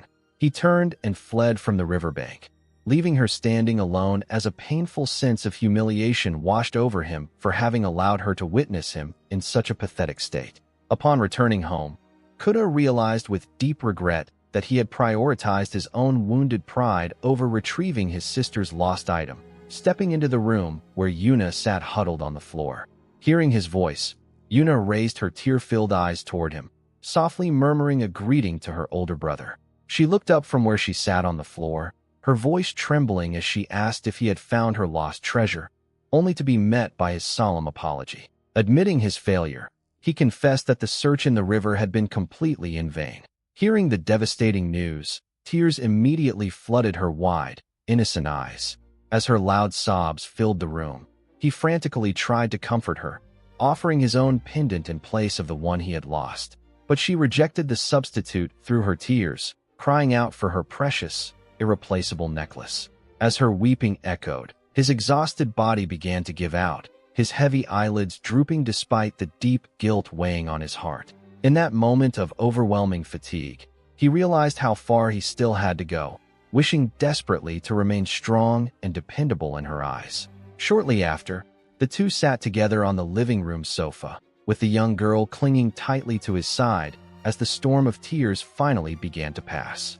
Looking down at her slumbering face, he listened to her faint, lingering sniffles, silently bearing the burden of his failure. Suddenly, the sharp chime of the doorbell shattered the quiet atmosphere, annoying him as he wondered who could possibly be visiting at such an hour when his mother was away. He stirred groggily, half awake beside the sleeping girl as the late-hour stillness wrapped around the room. Suddenly, a sharp knocking rattled against the entrance, jolting them both out of their peaceful days. Confused and cautious, he pulled back the door curtain to investigate who could possibly be visiting at such an hour, while Yuna scrambled up in alarm, sensing a presence right outside. Standing on the porch was Ayano, her face lit with a bright, triumphant smile as she stretched out her hand to reveal the long-lost pendant cradled in her palm. There, resting quietly in her hand, lay the ornate crescent emblem they had spent hours searching for. Yuna gasped in sheer disbelief, her eyes widening as she recognized her precious keepsake, while Kuda stepped closer to confirm that this was indeed the object of her distress. Clasping the pendant tightly to her chest with trembling hands, Yuna nodded through her tears, as the small spirit hovering nearby let out a soft sigh of relief. Overwhelmed by relief, Yuna broke down completely, sobbing tears of intense gratitude as she offered her heartfelt thanks. Outside under the night sky, Kagura marveled at how long Ayano must have searched, knowing full well that rain was promised for the morning. Looking down, Kuda noticed Ayano's mud-stained sandals and scraped feet, prompting him to wonder aloud why she would push herself to such extremes for Yuna's sake. He stood listening as Ayano explained her simple reasoning. Since he had been in trouble, helping him was only natural. Opening her hands, she displayed a pile of random trinkets and charms she had gathered, confessing that she had not known which specific pendant belonged to Yuna. She offered the entire handful of treasures to them, but Yuna and Kuda quickly declined, flustered by her overwhelming generosity. Seeing their reactions, Ayano simply let out a bright, contented smile. He reflected on how her kindness had completely reshaped their evening, turning what could have ended in heartbreak and regret into a moment of salvation for both himself and Yuna. Turning back to her under the night sky, he spoke her name softly to catch her attention. He brought up the upcoming autograph session, acknowledging that even Nikoheim-sama had expressed bad feelings about attending it. Reminding her of her previous offer to go together, he watched her eyes widen in sudden surprise. Resolving to cherish the present alongside her, he asked if he could join her at the autograph session after all. The day that was meant to end in sorrow had been transformed entirely by Ayano's radiant smile. Reflecting on everything, he realized he could no longer ignore her true feelings or cause her pain, no matter what lay ahead. Determined to cherish every moment with her, he called out her name beneath the quiet evening sky.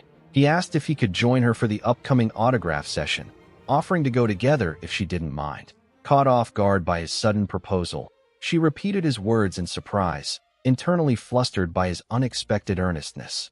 He explained that his editor had given him extra entry passes left over from a recent book signing. Holding out ticket number 1, he offered it to her so they could attend the event together. He thanked her warmly and assured her that he would definitely attend the event, leaving Ayano completely stunned as she managed only a stammered response. Deep inside, however, her composure completely collapsed into absolute joy, her face flushing crimson as she inwardly celebrated his decision.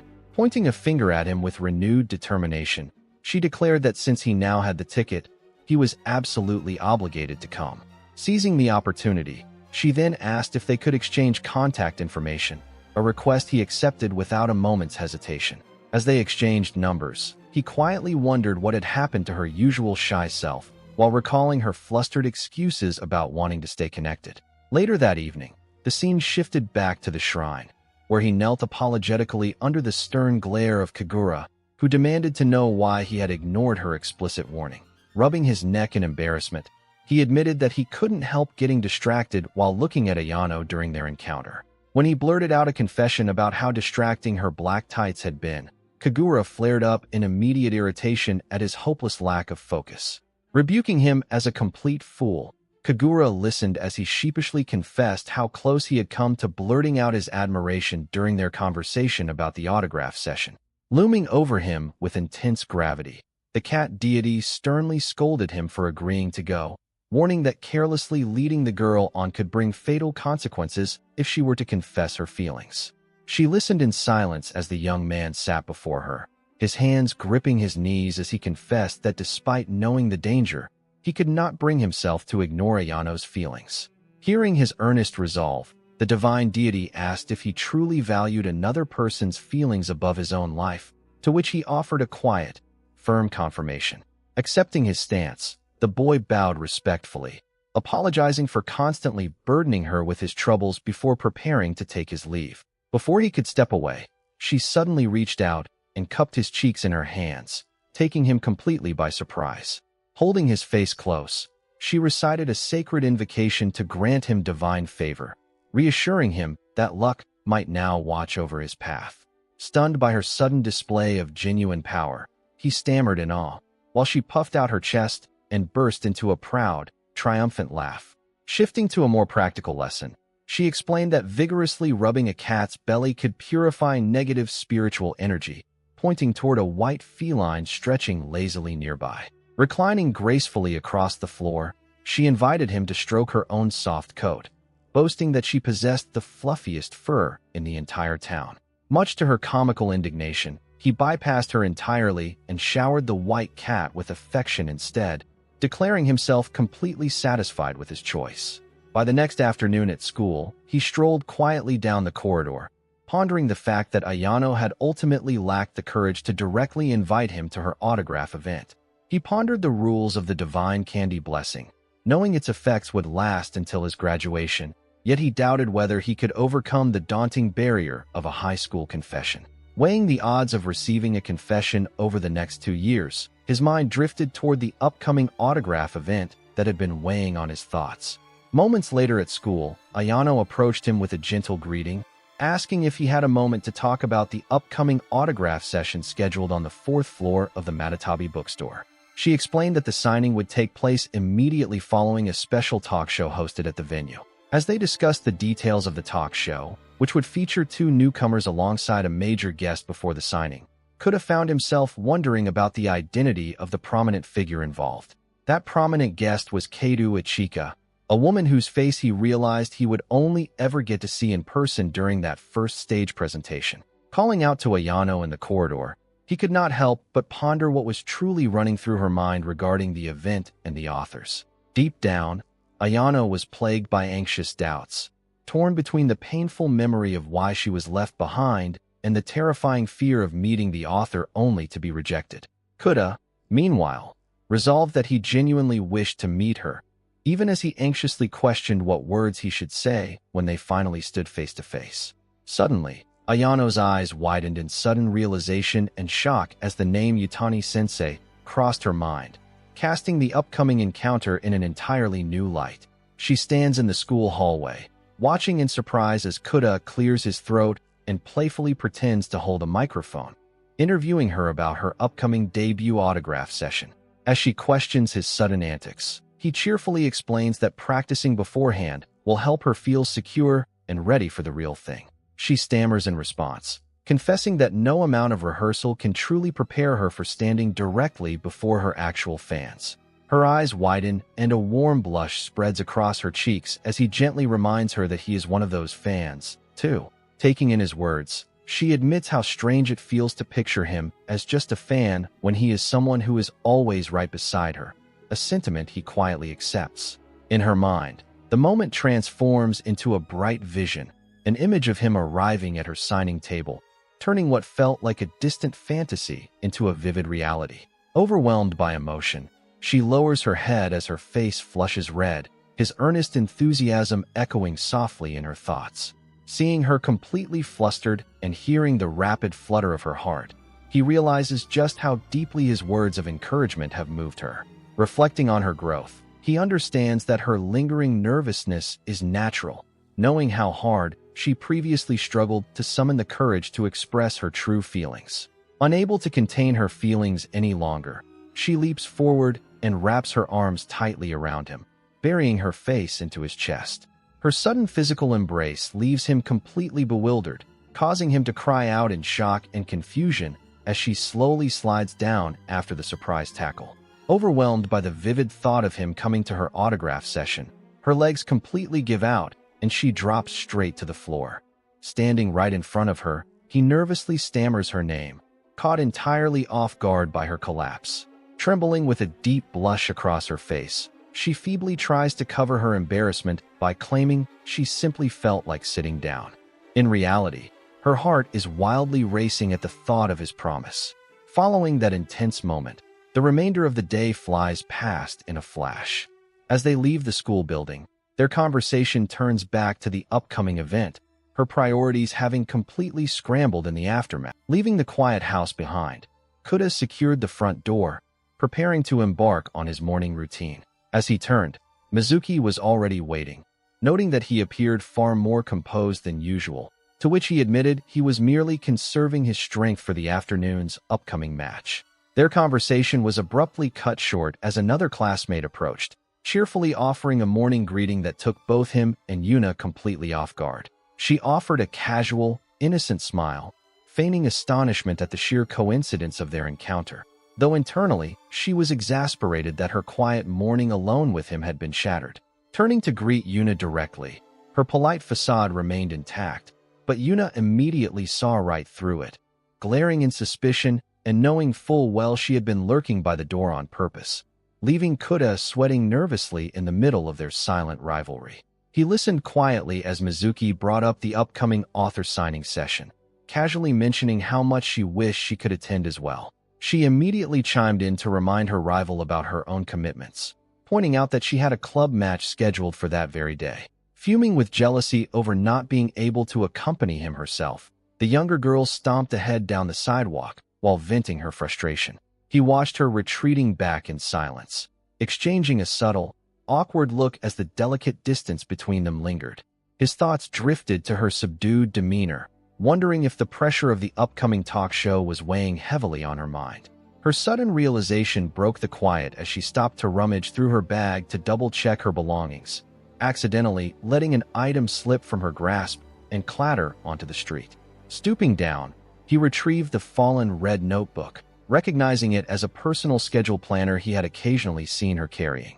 He extended his arm to hand it back, calling out her name with a gentle warning to be more careful with her personal items. She spun around in complete shock, her cheeks flushing crimson with sheer embarrassment and panic as she reached out toward the precious, secret notebook.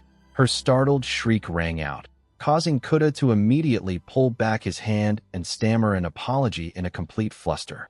Seizing the moment, Mizuki stepped forward to hand Yuna her dropped briefcase, which she accepted with a quiet, embarrassed word of thanks. Mizuki, scolding her for carelessly throwing her bag aside, received only a quiet apology, while Kuda watched on, astonished that she had abandoned her belongings just to secure the mysterious notebook. As she began walking down the corridor, Kuda couldn't help but ponder the true significance of the notebook, feeling his curiosity grow deeper by the second. Yuna announced she would be leaving early during lunchtime to stop by the staff room, leaving Kuda alone in the hallway until his eyes caught an unexpected item wedged under a locker. Pulling the item free, he froze in sheer shock as he realized it was a candid photograph of Mizuki walking down the street. He stared down at the photograph, utterly bewildered as to why such a personal picture would be hidden in a place like this.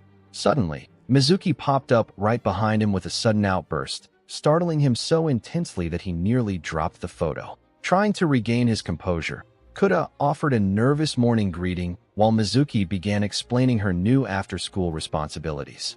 Gesturing toward a box filled with forgotten items, Mizuki revealed that it was finally her turn to handle the daily school broadcast for lost and found objects. She listened in confusion as Kuda explained that he had just found a missing item, mentioning the recent rise in lost belongings around the school before handing it over to her. Upon taking the slip of paper, her face flushed with sudden embarrassment as she realized it was a candid photograph of herself taken from behind. When he asked if the photo belonged to her, she flusteredly denied it, defensively insisting that he had only just picked it up himself. She pondered the unsettling possibility that the picture had been taken in secret, while he pressed her to consider if she had any idea who might be responsible. Glancing around at passing classmates, she silently weighed her suspicions, wondering if someone she knew could truly have taken such a covert picture.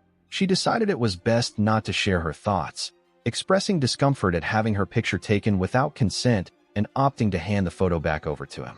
Stepping uncomfortably close, she suddenly reached out and slipped her hand right into his uniform jacket pocket, clinging tightly against his side. His eyes widened in absolute shock as he cried out, completely thrown off guard by her bold and unexpected physical intimacy. With her face pressed against him, she bashfully insisted that she didn't want a secret picture of herself floating around, prompting him to flusteredly agree. Reluctantly yielding to her grasp, he promised to keep the photo safe if she would just let go of his hand, and she calmly complied as they resumed walking. She seemed far bolder than her appearance suggested, entirely unbothered by the idea of spending time alone with boys her age. Kuda watched her, bewildered, while a completely different thought took root in his mind. His curiosity about her mysterious diary was officially gone.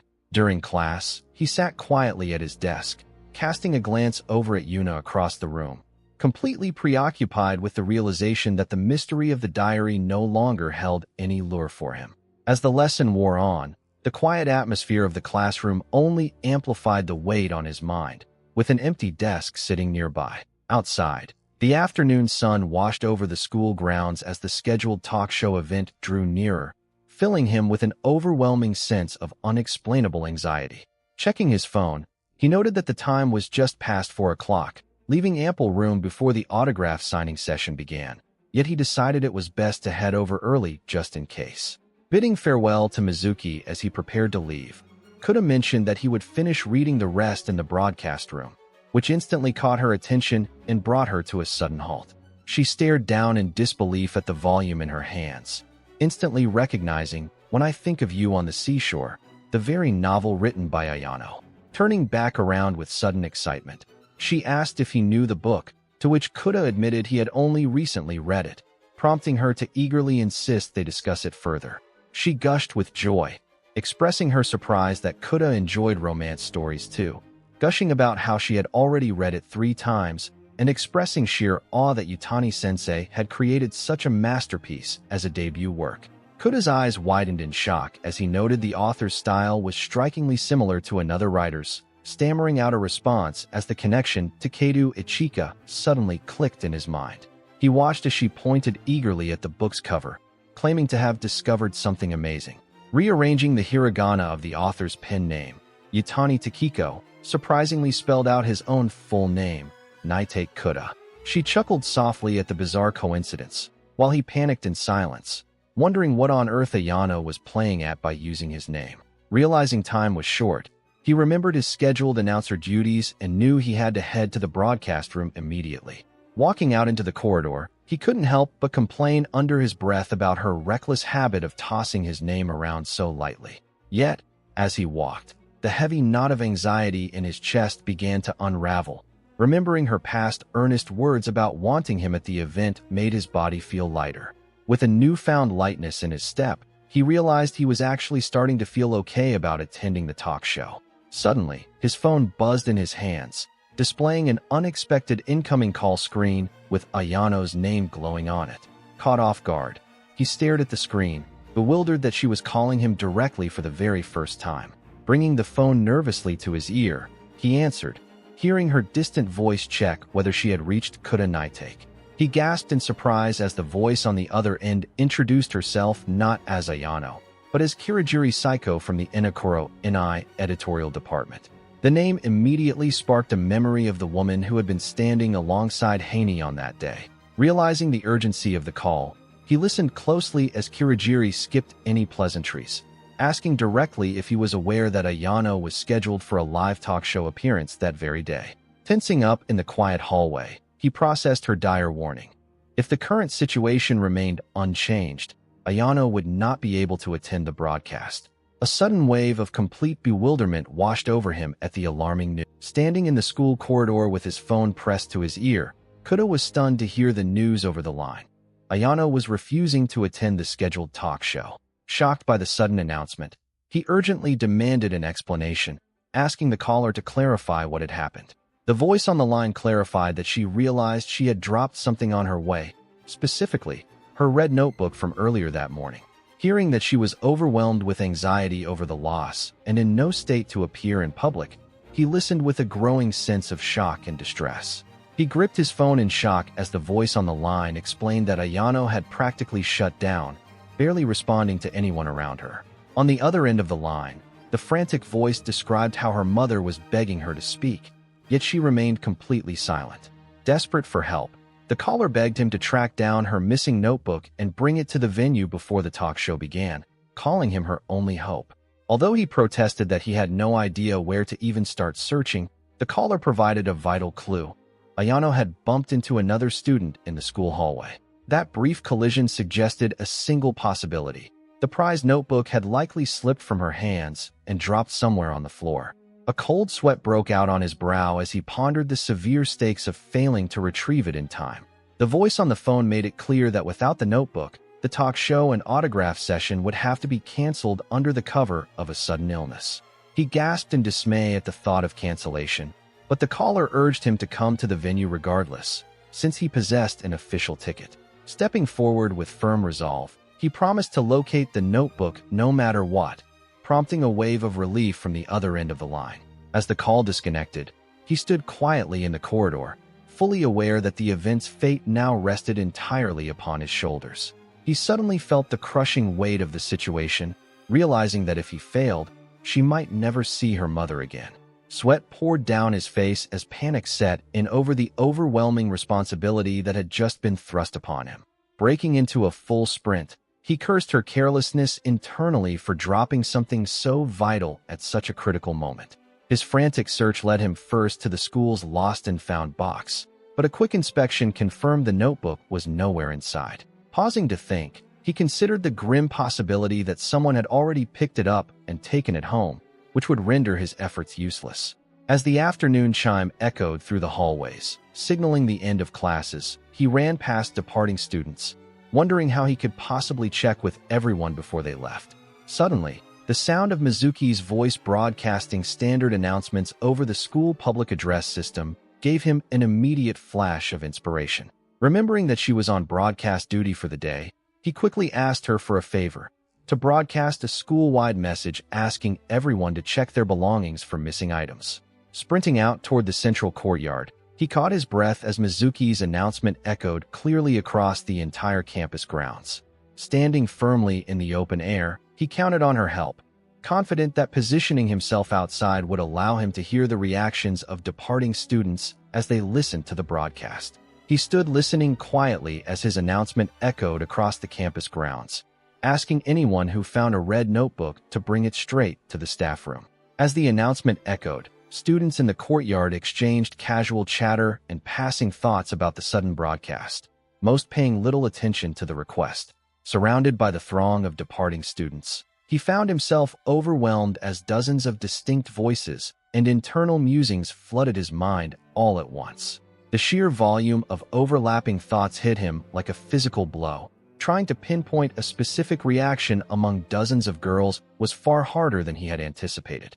Desperate for even a single lead, he pleaded silently for just one clear response to surface above the overwhelming wall of noise. Suddenly, a sharp realization cut through the ambient noise. A girl's sudden start of recollection regarding a red notebook. Listening closer to her inner voice, he picked up on her agitation, realizing her reaction was far too specific to be mere coincidence. Recognizing that someone was hurrying toward the staff room in a panic, he immediately gave chase to follow her. Reaching the doorway as it slid open, he observed two students leaving the office after making inquiries, but their confused chatter made it clear they were not the ones he was seeking. Glancing inside the staff room, his eyes fell upon Amamiya-sensei, who remained seated calmly behind her desk after dismissing the students. She let out a soft sigh, pondering whether the strange broadcast from earlier had been the boy's doing. As he stood before her inside the faculty room, she bluntly asked if he had been wandering around the school interrogating students. Catching sight of the item in her hands, he immediately asked if that was the missing red notebook. Sitting back at her desk, she confirmed it was indeed the item in question, explaining that she had retrieved it from the hallway around lunchtime. Relieved to have found it, he urged her to hand it over so he could immediately return it to its owner. However, Her reply was a flat and unconditional refusal, leaving him completely caught off guard. Pressing the matter, he pointed out that since the notebook was not hers, she should let him take it to the rightful owner as requested. Remaining firm, she countered that because he was not the owner either, she could only relinquish it directly to the girl herself, instructing him to bring her there instead. She went on to explain that returning private possessions to third parties had led to serious complications in the past, a mistake she refused to repeat. Desperate to secure the notebook, he desperately pleaded with her, but she remained immovable, demanding either explicit permission or the owner's personal appearance. He recoiled in complete shock as the teacher shut down his plea with an unyielding refusal, leaving no room for negotiation. Gritting his teeth in frustration, he could only groan as she reiterated that rules were rules, refusing to bend regulations for anyone.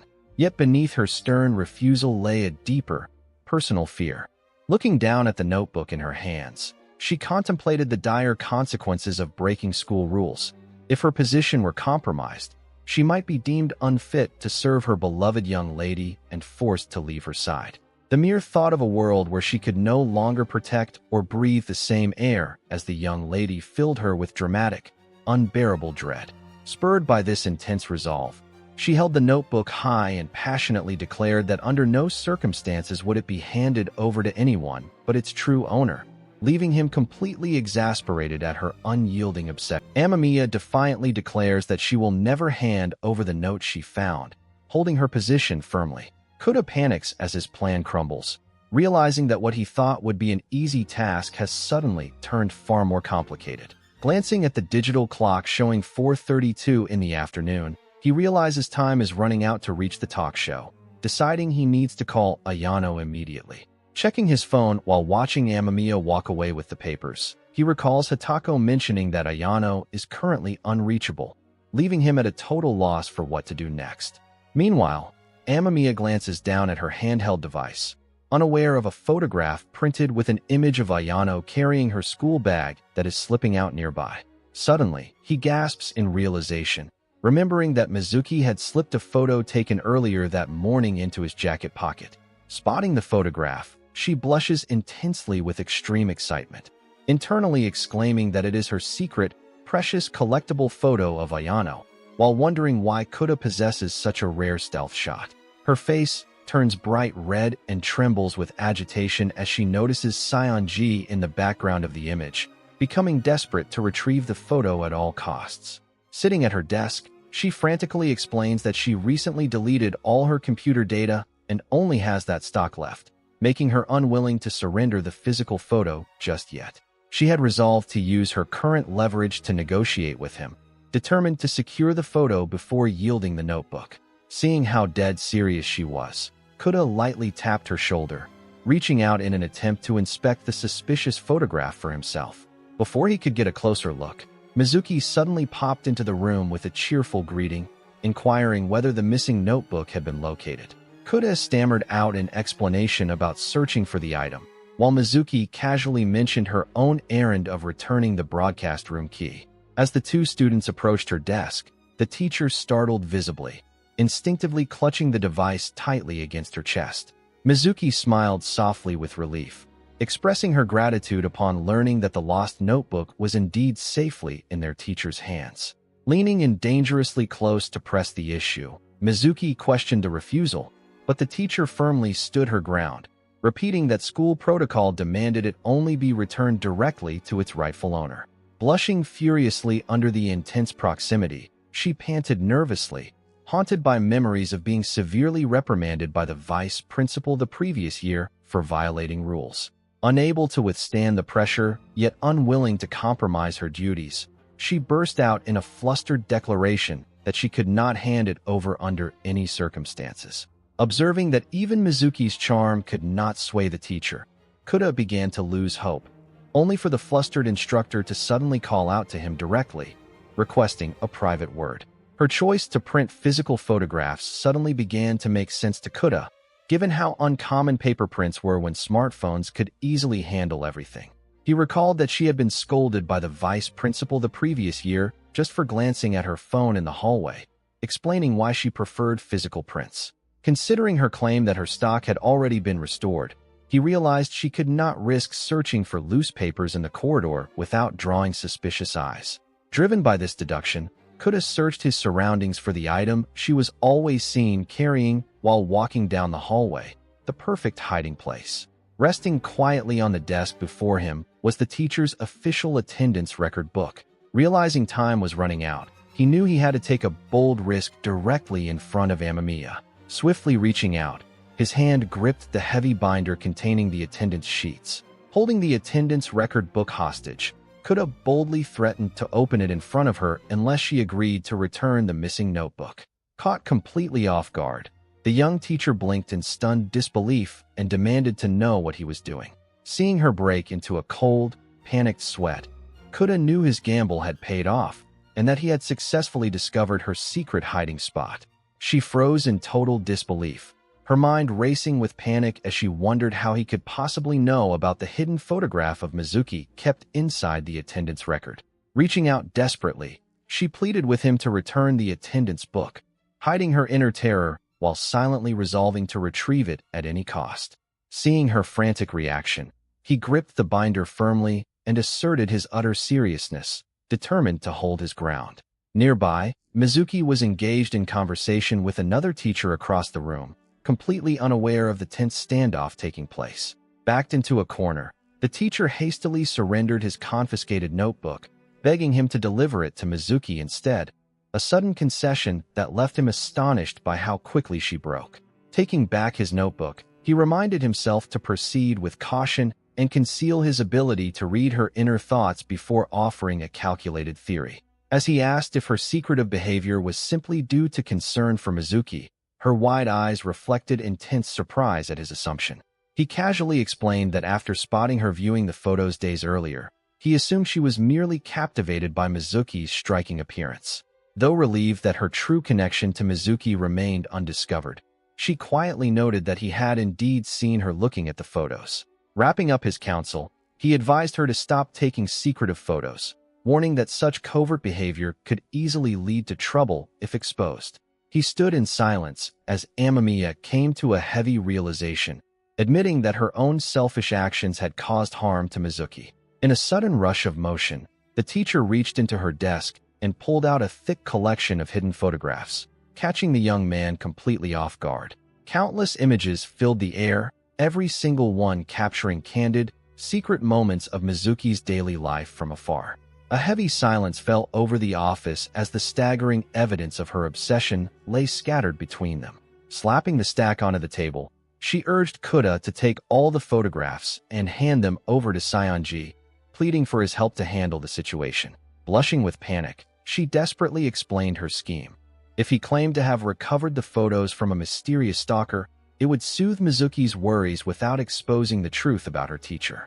Their frantic conversation was cut short as Yuna called out warmly from the doorway, prompting Amamiya to instantly compose herself and wish them a safe journey home. Hurrying to join his friend, he returned the notebook to Mizuki while hurriedly shoving the pile of photographs deep into his bag where she couldn't see them. With a flustered wave, he offered a quick apology and announced he had to rush off, promising to see them again tomorrow. Standing outside Tsubakazaka Station moments later, a wave of panic washed over him as he realized just how late he had become. Sprinting out of breath near the station exit, he suddenly misstepped and stumbled hard, crashing heavily onto the stairs. The violent impact jarred his bag loose, and in a flurry of panic, he realized the binder had unclipped and popped open, spilling its contents everywhere. As his eyes locked onto the pages scattered before him, his breath caught in his throat, a look of sheer disbelief washing over his face. Left frozen on his knees amidst the oblivious passers-by, he could only stare in horror at what lay exposed on the sidewalk, his mind reeling in absolute disbelief. Pushing the worn volume forward, the woman urges him to read it, insisting that its pages hold the ultimate truth behind the girl's true feelings. The cover bears the markings of a fourth-grade classroom, offering a silent testament to whether hatred or hidden affection truly lies within the young writer's heart. Surrounded by towering pillars of bound papers and forgotten manuscripts, she stands quietly beneath the overwhelming weight of past memories. Flickering reflections in the calm surface reveal distant figures standing together, echoing moments frozen in time. Holding the booklet close, she explains that this was where the young girl drafted her earliest stories back in primary school, leaving the youth astonished to learn of her lifelong passion for writing.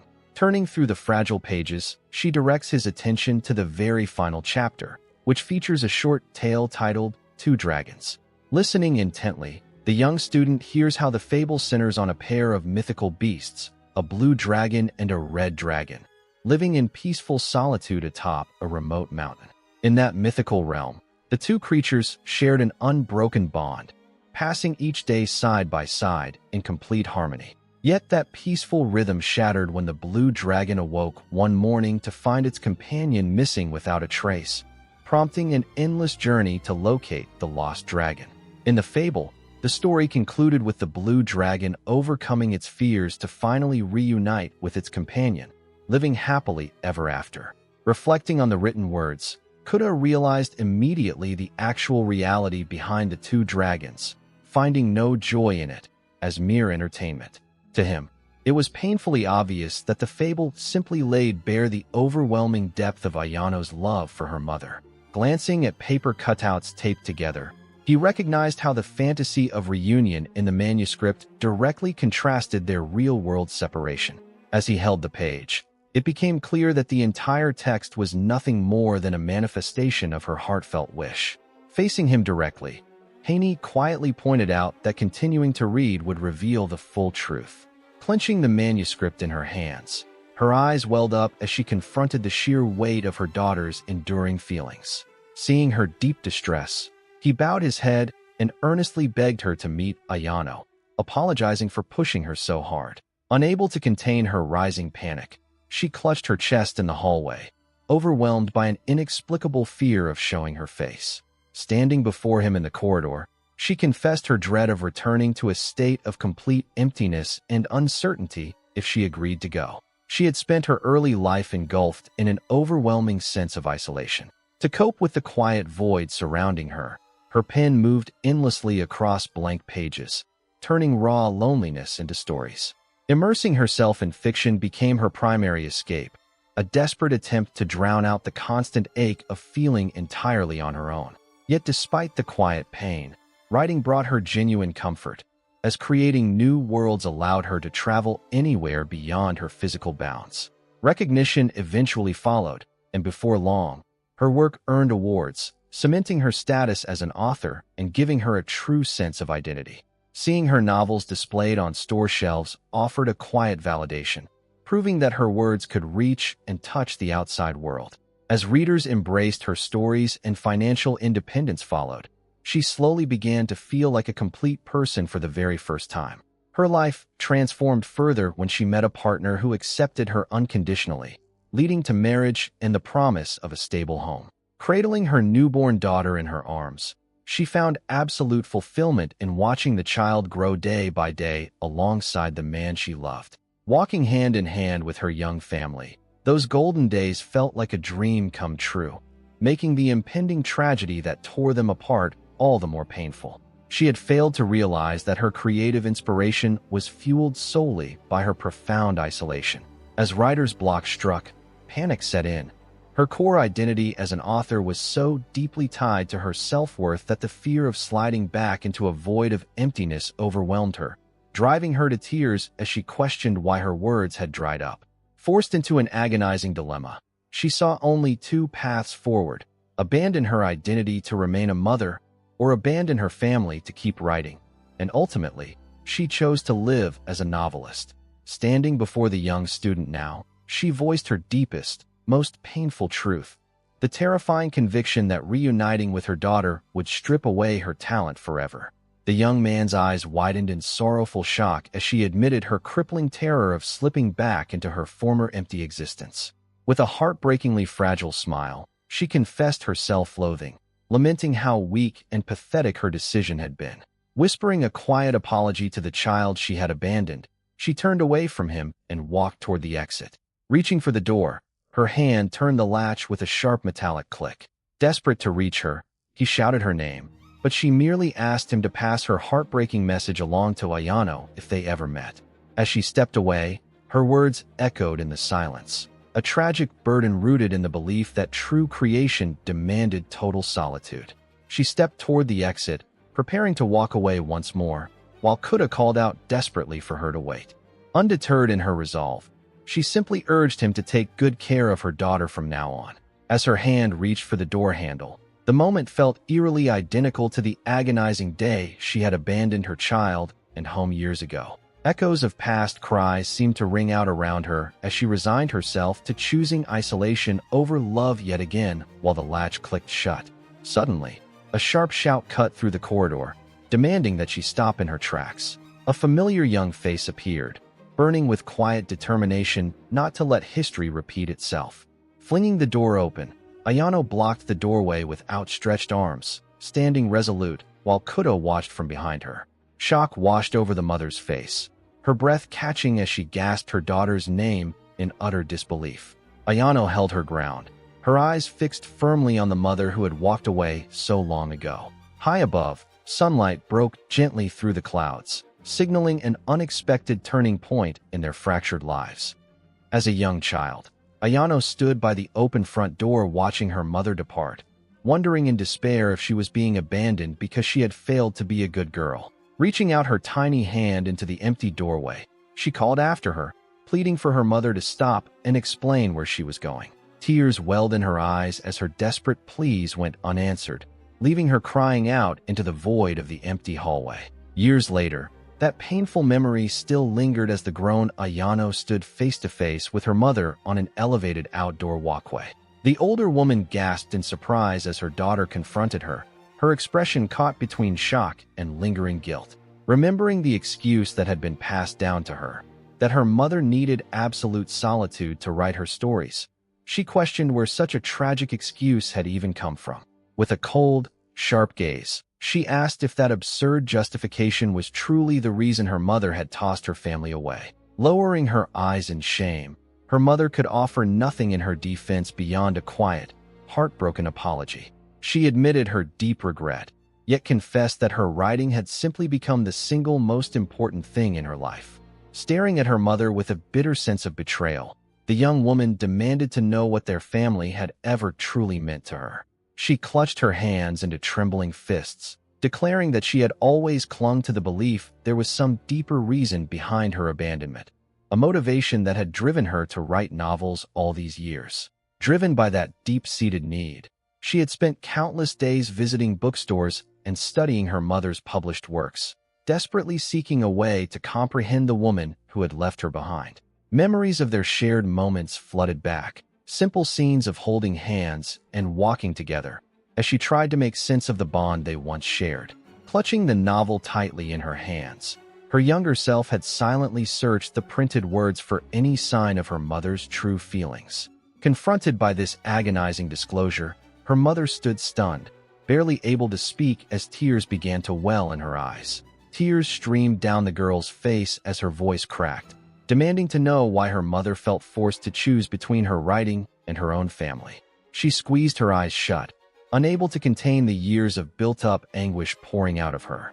Unable to withstand her daughter's grief, the older woman turned her eyes downward, offering a fragile, sorrowful apology. Standing near the balcony edge, the mother confessed her paralyzing fear of living an idle, empty existence, admitting that such emptiness terrified her far more than abandoning her domestic life. As her mother admitted that reuniting reignited the terrifying dread of losing her ability to write, the young girl could only listen in shocked, heartbreaking silence. She confronted her mother directly, shouting with blunt honesty that the stories Haney had written were not interesting at all. The harsh criticism left the veteran author utterly speechless, frozen in shock as the young girl covered her face in distress. Haney murmured in weak self-defense, believing her writing had been decent, but Ayano flailed her arms, insisting the atmosphere of those works was uncomfortably dark and suffocating. Turning her head away with a solemn expression, she quietly confessed her true feeling. She simply did not like what her mother's writing had become. Turning back with fiery determination, she pointed out the crux of the issue. Every single book published after Haney abandoned their home had lost its spark. She recalled the casual chatter of ordinary readers, echoing how people longed for the warm, inspiring style of 10 years ago rather than her recent gloomy tales. Looking up at the vast open sky, her passionate plea rang out, begging Haney to write stories that brought joy and brought happiness to the author herself once more. Though Haney offered a hesitant, self-defeating smile about her own limits, the young writer sharply cut her off, telling her never to set boundaries on her own potential. Overlooking the sunlit city skyline, she declared her own standing as a fellow novelist, offering unwavering support and guidance whenever her mother needed it. Standing resolute against the wind, she vowed to help her mother write stories even more brilliant than before, proving that true inspiration could thrive when she was no longer alone. Reaching out with a trembling hand, she moved toward her mother, unable to hold back the tears and emotion that had built up between them for so long. Throwing her arms around her, she begged her mother not to run away again, holding her tight as if to bridge the years of painful separation. As their tear-stained faces pressed close, the burden of unspoken hurt finally dissolved in tears of relief and deep affection. Holding her daughter against her heart, Haney felt a profound surge of emotion, marveling at the miracle of being able to hold her beloved child once more. Sometime later, beneath the bright stage lights of a public auditorium, a formal literary presentation commenced. An attentive audience filled the hall, watching closely as a panel of authors and speakers sat together on stage. When asked when she first began writing novels, Haney held the microphone and thoughtfully explained that her passion started back when she was just an elementary school student. Watching the discussion from the side, a companion leaned toward Kuda and asked if he truly understood why Ayano had chosen to write novels of her own. Kuda acknowledged that he knew, listening as she recalled Ayano's desire to uncover why her mother had chosen literature over her family. She added that Ayano's recent works reflected a heavy stylistic influence from Keido Ichika, a striking detail that left Kuda deep in thought. He listened attentively as the speaker at the microphone praised Ayano's natural talent for writing novels, though she expressed concern that constantly chasing after Keido Ichika would hold her back from growing further. Standing nearby, his colleague wondered out loud why the mother and daughter were both blushing, noting that today's reunion was bound to change things and help her become a better writer. Seeing the quiet emotional swell between the two, she asked whether those were tears of joy, reaffirming that no matter what, mother and daughter will always be connected by blood. Inside a newly signed book, a personalized inscription to Kuda stood as a cherished souvenir from the event. Excitedly showing off the signed copy, Haney beamed with pure delight, prompting Kuda to remark on just how happy she looked. Softening her expression, Haney reflected on the profound conversation she had just shared with her daughter. Conversing in the hallway, she confessed to Kuda that speaking with Ayano meant the world to her, even if it might be a while before she could release her next novel. Ayano reassured her mother not to worry about rushing, cheekily pointing out that they would both be living off royalties in the meantime, leaving Haney momentarily speechless. When Haney teasingly offered to support her if she couldn't write, Ayano blurted out that if she disliked relying on her, she should just start writing again, forcing Kuda to quietly accept their quirky dynamic. Outside the bustling station as evening arrived, the talk show and autograph session drew to a peaceful and successful close. On the quiet train ride home, Kuda wondered if Ayano truly preferred this over a car ride with Aiko. She quietly explained that sharing a vehicle alongside her mother might have proven a bit too awkward. Shifting in her seat, she reached into her bag to pull something out, handing it over while he quietly watched her actions. It was the old elementary school notebook, a long-treasured piece of work she had intended to return when the time was right. Ayano looked at him earnestly, explaining that she had brought the notebook to apologize for what had transpired between them prior to her transfer. The gesture caught him off guard, stirring up uncomfortable memories of the harsh words he had blurted out right before she moved away, prompting him to hastily dismiss the incident. She held the notebook close, confirming that was indeed the day she meant, while wondering aloud if there had been any other reason for his blunt critique beyond calling her story uninteresting. Seeing his bewilderment, she quickly assured him that he had completely misunderstood her intentions and had no reason to feel guilty. She recalled how everyone around her had showered her with superficial praise simply because of her famous mother's legacy, leaving her feeling isolated despite their compliments. In truth, while other children offered mindless flattery regardless of what she wrote, Kuda had been the sole person honest enough to tell her that her work lacked interest. That blunt honesty was a rare gift.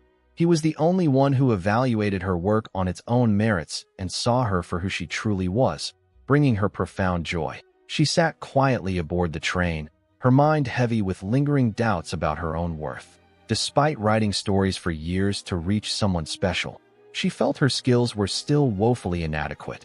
That painful wall had once reduced her to tears, convincing her she would never truly understand them. Yet, sitting beside him today, a faint hope blossomed that she had finally taken a step closer.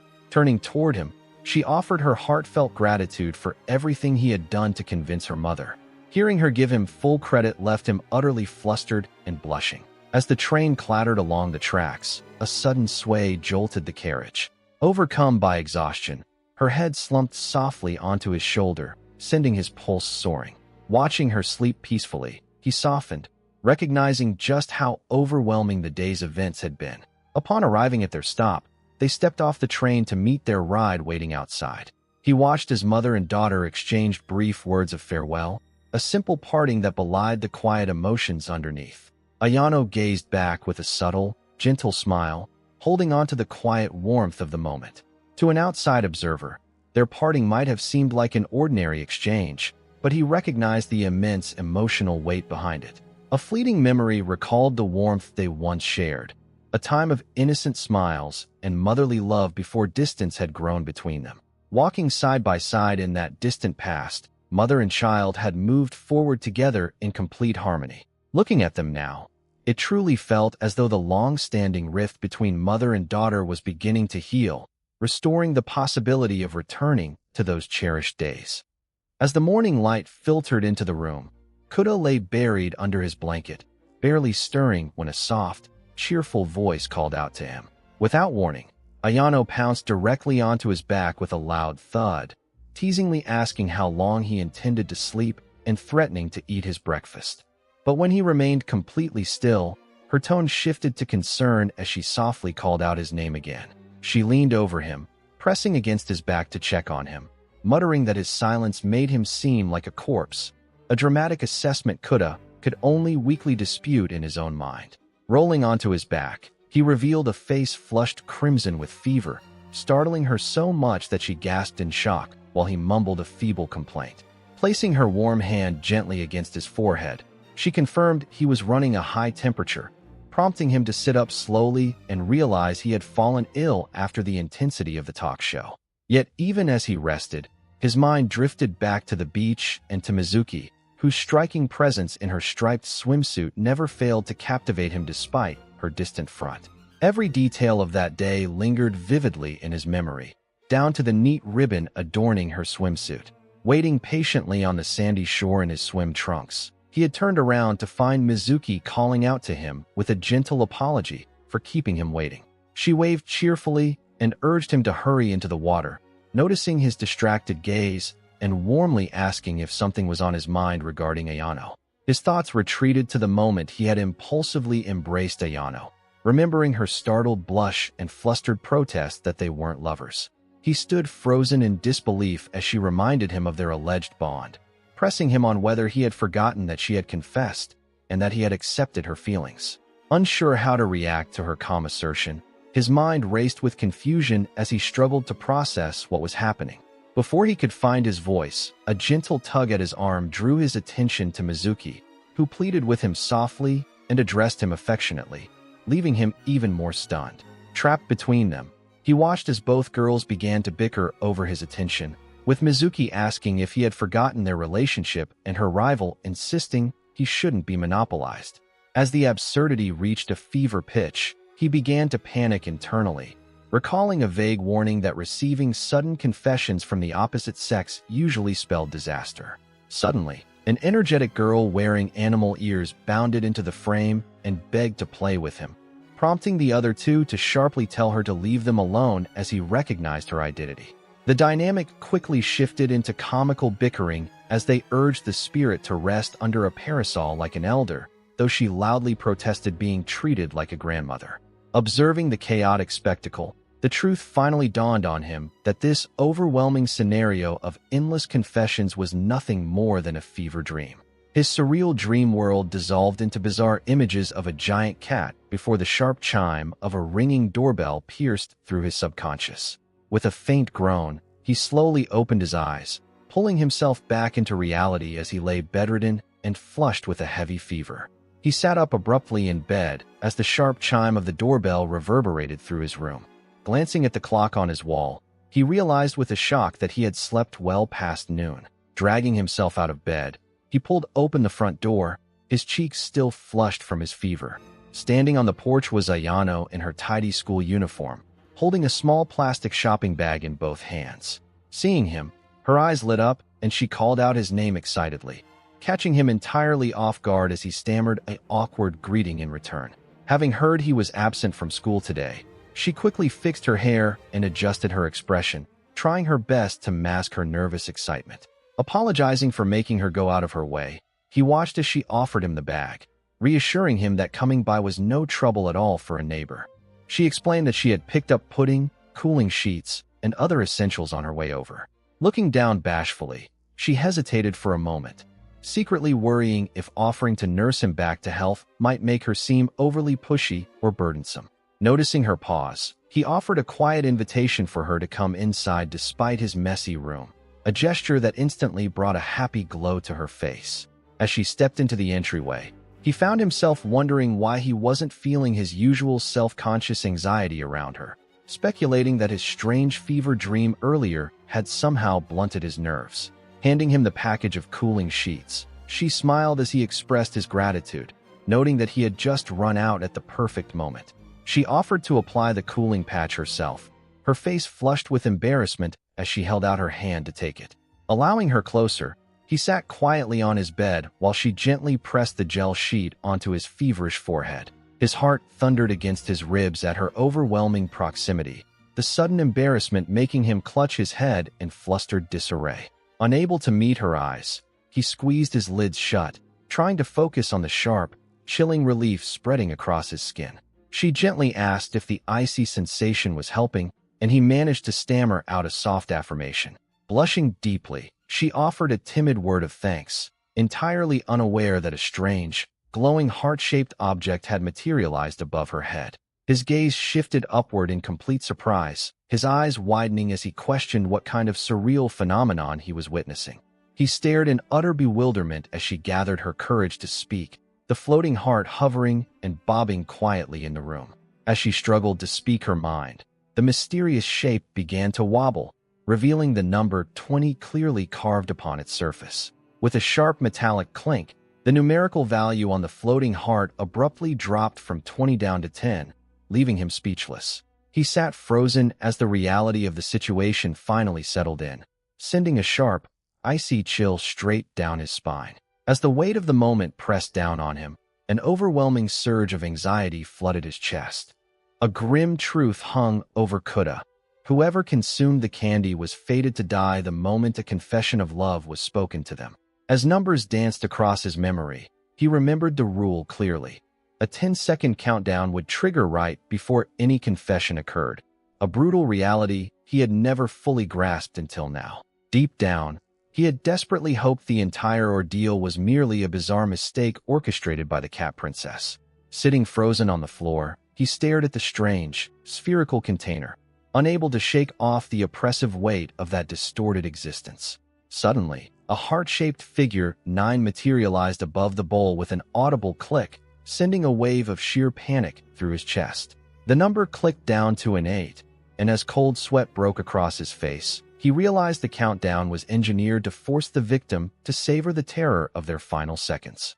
Driven by pure desperation, he screamed aloud and shoved a candy into his mouth, startling Ayano behind him. The chaotic motion sent him crashing hard onto the floor with a painful thud, causing her to cry out in alarm and ask if he was all right. Groaning on the carpet, he desperately prayed to survive, only to look up and discover that the heart-shaped 8 had inexplicably halted, displaying the word stop. He watched with initial relief as she checked herself for injuries, thankful that no harm had come to her. But his quiet sigh was cut short when a distinct click echoed, restarting the deadly timer. As the number rapidly plummeted to 5, he scrambled back across the floor in a panic, realizing that diverting her focus might be the only way to halt the countdown once more. With the ominous symbols of life and death flickering near her, he desperately racked his brain for anything in the room that could draw her focus away before time ran out. Meanwhile, near the bustling transit station outside, a muffled groan echoed through the urban corridor as the physical toll of the situation manifested. Moments later, his focus returned to the immediate surroundings as his wide, bewildered eyes locked onto an open notebook. The notebook lay open on the surface, its pages filled with dense, personal handwriting that invited scrutiny. Kneeling down to examine the written pages, he voiced his confusion, wondering what kind of personal log had been left open before him. Within its pages was an exuberantly illustrated entry detailing an after-school outing, complete with playful drawings celebrating a date with him. The entry recounted her fluttering heart during their walk home, recalling the exact moment he had invited her to visit a cafe together. It further described them sitting side by side at the counter, where he had offered to share his earphones so they could listen to music together. Her private journal detailed a tender moment between them, describing how they stared into each other's eyes until their lips were about to touch, right before the cover snapped shut. With only 2 seconds remaining on the hovering counter, he realized he was out of options and had to risk revealing what he knew to shock her out of the countdown. Believing that distracting her was the only way to halt the impending doom, he gathered his resolve as the glowing number hovered ominously above her head. Desperate, he blurted out at the top of his lungs that he had seen what was written inside her notebook, leaving her utterly frozen in shock. Shock registered across her face, her eyes widening in disbelief at the sudden revelation. The sudden confession had its intended effect, freezing the countdown timer at a single digit as she quietly asked him to repeat what he said. Seeing her intense reaction, he quickly tried to justify himself, frantically explaining that it was a complete accident caused by tripping on the station stairs. He stammered on, sweating profusely as he detailed how the notebook had popped open on impact and landed face up on that exact page. Shaded in quiet tension, she asked how much he had read and demanded to know which specific entry he had seen, to which he sheepishly admitted it was only a little bit. A heavy silence settled over the room before he finally gathered the courage to confess that he had read the entry about the earphones. He watched in shock as she let out a deafening shriek of pure humiliation, clutching her head in agony. Her writhing and weeping bore a striking resemblance to a demon undergoing a violent exorcism. Overwhelmed by embarrassment, she collapsed onto the floor, squirming helplessly on her stomach. Burying her glowing red face against the tatami, she lamented the catastrophe of her top-secret delusion diary being exposed to the one person she wished to hide it from most. Muttering a dramatic declaration of her own impending demise, she lay defeated while he silently offered a wave of profound apologies. Looking closely, he realized with relief that the ominous floating death counter above her head had entirely vanished, concluding that her sudden embarrassment had postponed any thoughts of confessing her feelings. However, a sudden wave of panic washed over him as he reasoned that in her utter desperation at being discovered, she might blurt out an unintended confession anyway. Determined to prevent a catastrophic declaration, he pondered a way to quickly defuse the misunderstanding before things got out of hand. Carefully choosing his words, he offered an excuse, suggesting that anyone would feel terrible having their private notebook of novel ideas read without permission. Hearing his unexpected framing, her intense panic froze, morphing into quiet confusion as she repeated the phrase back in her mind. She looked up in subtle surprise as Kuda continued his earnest explanation, reasoning that creative writers rarely liked having their personal work scrutinized. Processing his words, a realization slowly washed over her. He had completely misconstrued her secret delusion diary as a simple draft for a novel, leading her to silently wonder if he was genuinely that dense. Sitting opposite him on the floor of the quiet bedroom, the initial panic faded, leaving her to contemplate the wisdom of a rushed confession that would only lead to immediate rejection and leave her with no recourse. As Kuda watched her nervously, She began to lay out a new plan based on what she had envisioned in her notebook, resolving to spend quality time together and build unforgettable memories first. Leaning closer, a soft blush colored her cheeks as she gently flicked his forehead, declaring with a sweet yet resolute smile that once they grew closer, her ultimate punishment for his intrusion would be a true confession of her love. Before Kuda could react to her startling ultimatum, cheerful footsteps echoed from the hallway outside, accompanied by muffled voices approaching the bedroom. Suddenly, the bedroom door slid open as his younger sister burst into the room to excitedly announce that Mizuki had come over for a visit. The unexpected intrusion left Kuda frozen mid-bite with a cup of pudding, while Ayano instantly flushed bright red, overwhelmed by sheer embarrassment at being caught in such an intimate moment. Stepping inside alongside the younger sister, Mizuki took in the charged atmosphere with a playful smirk, teasingly wondering aloud if they were the ones intruding on something special. As playful bickering about snacks echoed over the quiet neighborhood outside, the most chaotic and emotionally charged day of Kuda's life finally came to a gentle close. He sat in solemn reflection inside the shrine, coming to terms with the reality of the countdown timer that had plagued them and the painful memories it had inflicted. Apologizing sheepishly while continuing to lick her sweet snack, the fox deity offered little comfort, drawing a sharp critique from Kuda for her lack of sincerity. Stroking her feline companion, she noted aloud that Ayano was unlikely to confess anytime soon, while Kuda sat in silence, quietly whispering an apology to the girl. She playfully teased him about who would have confessed first, admitting that without the strange side effects of her powers, things might have unfolded quite differently. Bursting into laughter after reading his innermost thoughts, she danced around merrily, completely ignoring his irritated demand to stay out of his mind. Outside the serene shrine, her voice echoed reassuringly, reminding him that he could visit whenever worries burdened his heart. Suddenly remembering something, she pulled out a sparkling, marble-like treat and grandly announced that it was far more than ordinary candy. She eagerly detailed its absurd capability, claiming that eating it would allow the user to sense and locate coins lost on the ground. Attempting to force-feed him the strange sweet under the pretense of raising renovation funds for her shrine, she met swift resistance from an uncooperative Kuda. His frustrated yells echoed across the shrine grounds as he firmly rejected any more useless powers, bringing their chaotic exchange to a comical end.